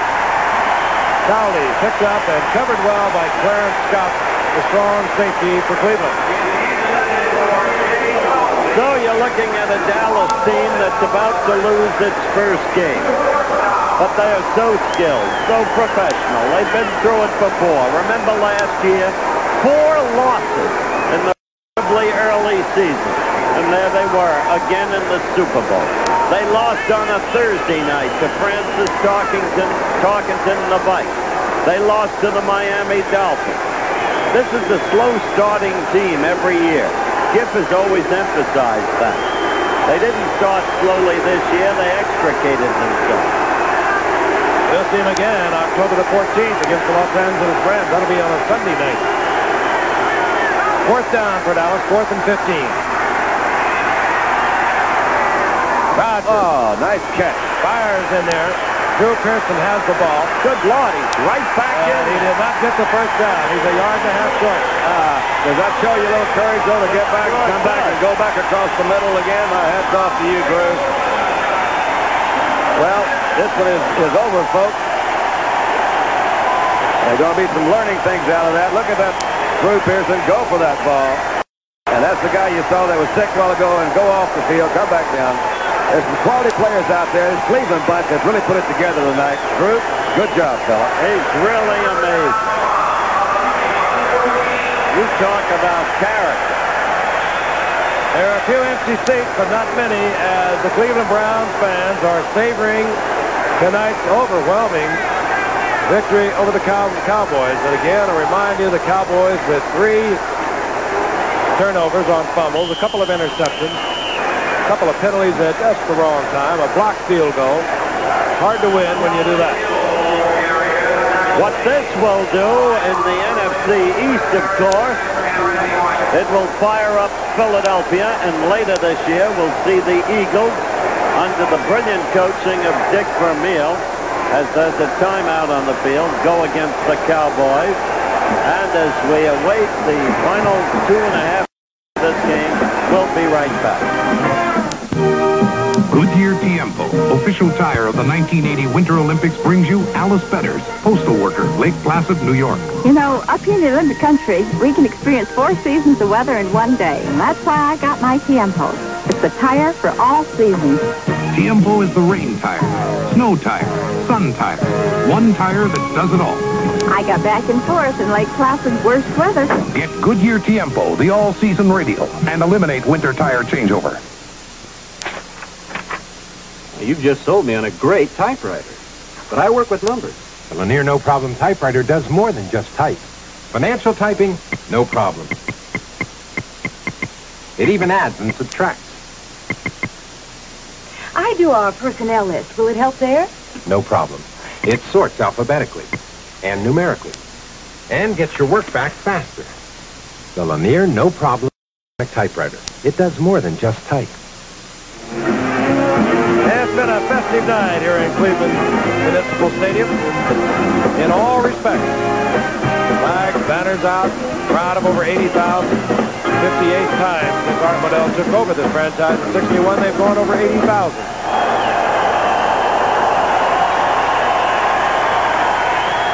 Second down and 6. Calvin Hill picked up 4 yards on first down. He gets the control call again and pounds out to the 20, where it'll be third down and 3. Bob Bruning should be at the bottom of that pile defensively for Dallas. You know, Don, if this score holds, Cowboys haven't been beaten by this many points since losing to the 49ers 31-10 late in 72. I was just going to mention that. Cowboys down to 1 timeout now. Let's hope that Greg Pruitt's not hurt that badly, Frank. He's the guy that we mentioned earlier in this telecast, and we haven't seen him since he left the game with an injury. It was a knee. Was that what they were looking at? Good shot of Lyle Alzado. Mount Rushmore Certainly did, with a beard. You know, and you're so right, because Greg Pruitt is so much of Cleveland Browns' offense. Brian Sipe having a big night, but you have to move that ball on the ground. And we understand that it'll be tomorrow before we have a full and complete diagnosis of the knee that Greg damaged in the first half. Speaking of Mount Rushmore, you saw another shot. That's right. The impassive coach, Dom Lander. What a great coach. Taking the Cowboys into the playoffs every year but one since 1966. Been in 5 Super Bowls, won a couple of them. Third down, long 3 for Cleveland. 2:19, Dallas down to 1 timeout. Theo Miller, he'll outrun Bruning and more. Out over the 45-yard line. Oh, boy. How do you like the way Brian Sipe has run this ball club, Don? I like the way Brian Sipe has been running this ball club. He has done a good job. And we are going to get the 2-minute warning. The coaches being told the obvious, and we'll be returning in a moment. These people all work at Ramada Inn Central, Kansas City. But right now, instead of taking reservations, cleaning rooms, or carrying luggage, they're talking about new ways of taking better care of the guests. I'm Tom Schuler. I run the Ramada Inn, but it's eager people like these who really make our hotel work. Nice people taking care of nice people. Ramada all over the world. Action photography is easy with the Minolta XG1 35mm. Hi, I'm Christy Jenner. I just focus and touch this electronic button to give me great pictures automatically. The XG loads easily, too. This signal shows me that the film is loaded properly, and the electronic self-timer lets us get into our own pictures. Minolta XG1, the automatic choice for action photography. I'll tell you, there's no better feeling than playing in front of a sold-out home crowd and looking up there with the 2-minute warning, and you're looking at 26-7, and you're on top. Let's say it's at least among the top 2 feelings. It's one of your big thrills. If you've been around a while, you know there's going to be other days, but you can sure savor this one. Cleveland is doing just that. On first down, Pat Moriarty, the rookie out of Georgia Tech, had a sparkling preseason for the Cleveland Browns. Gets the call, and he picks up 3 yards. It'll be second down and 7. I don't know what will happen in this topsy-turvy league next week. There's Tom Henderson. And that half shrug spoke for itself. And he said he'll be back. By the way, has a bruised sternum. He was holding his left hand. We thought it was, but actually, he has a bruised sternum. Caught the heel when he made that tackle. That happens a lot. Kind of kick it up right in his chest. Sam's got to be happy. Yes, he is, and you can read it. Cleveland 7. Mike Pruitt tries to move to the outside, and D.D. Lewis makes another fine play. I tell you, Cleveland has been incredible tonight.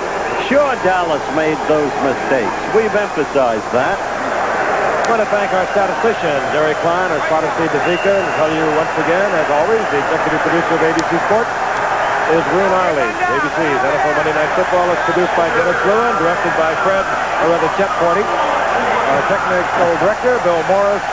Director, Rob Biner. Our technical manager, Vern Carrick. Our unit manager is Irma Norris. Hope you've enjoyed the pretty pictures.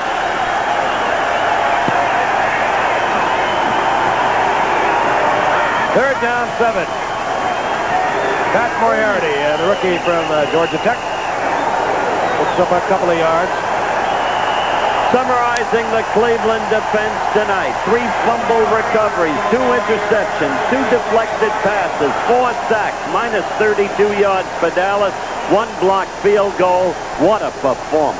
And a partridge in a pear tree. Why not? Dallas calls a timeout. I guess they're not leaving until tomorrow morning. They want to work on their 4th down defense. This is 4th down coming up. 4th down and a rare opportunity to have, to do that. So when you have that opportunity, you do it. I'll tell you, a lot of this crowd of 80,000 plus has hung around, and they're going to do a act for you as soon as that gun goes off, and it's going to go off after the next play. Great turnout. And of course, Cleveland will remain undefeated, as are the Pittsburgh Steelers in their Central Division of the AFC. Tampa Bay undefeated. John McKay doing a super job down there. Well, he's got that club pulled together. Mike Pruitt. This what should be the last call of the ball game. Well, I think it's 4th down. And the clock will stop on the exchange of squats. So Dallas still has one play. All right, Greg, we'll say happy birthday to your mama, Maggie Pruitt, just for you. I mentioned the undefeateds, and I certainly wouldn't want the Miami Dolphins out of there. Don Shula's turned that football team around, rebuilt it, reached back and got Larry Zonka running the ball again. We'll see them down the line on Monday night. And Sam Rutigliano. Art Modell says he's going to go down as a great head coach in his 2nd year of the Cleveland Browns. If he doesn't, he's also going to go down certainly as a great person. He is that. Staubach.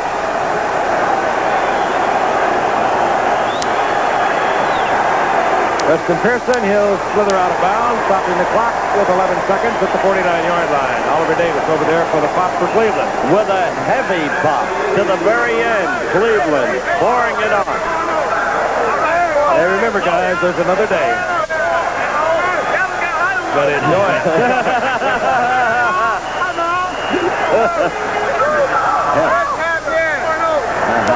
There's Jerry. All right, Reggie. Right. More guys from Brooklyn. There they are. Oh, wow. Oh, me. Ain't it wonderful? 2nd down. And 2. Oh! Drew Pearson. They indicate that he stepped out of bounds at the 42-yard line. 6 seconds remaining in the game. Ron Bolton up there to hit Drew Pearson. Drew's giving him some words back in there. He said, look, fella, you know what the score is. You come over here pounding me a little bit, and there will be another day.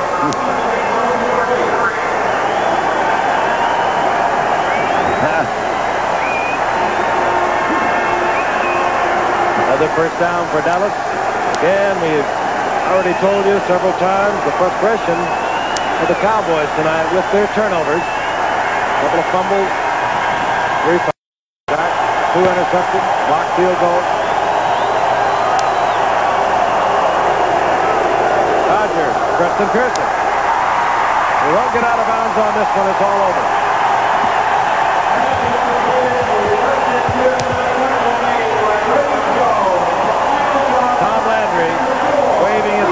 Sam Rutigliano. Interesting. Keith Wright dropped over to say hello to Tom. There's Sam shaking hands. What a classy guy, Tom Landry. And so is old Sam. Yep. Stipe. He got it all started with a big 20 points in the first quarter. All right, once again, the final score, Cleveland 26, Dallas 7. Be sure to join us next week for ABC's NFL Monday Night Football. The New England Patriots against the Green Bay Packers from Lambeau Field in colorful Green Bay, Wisconsin. Our blitz provided by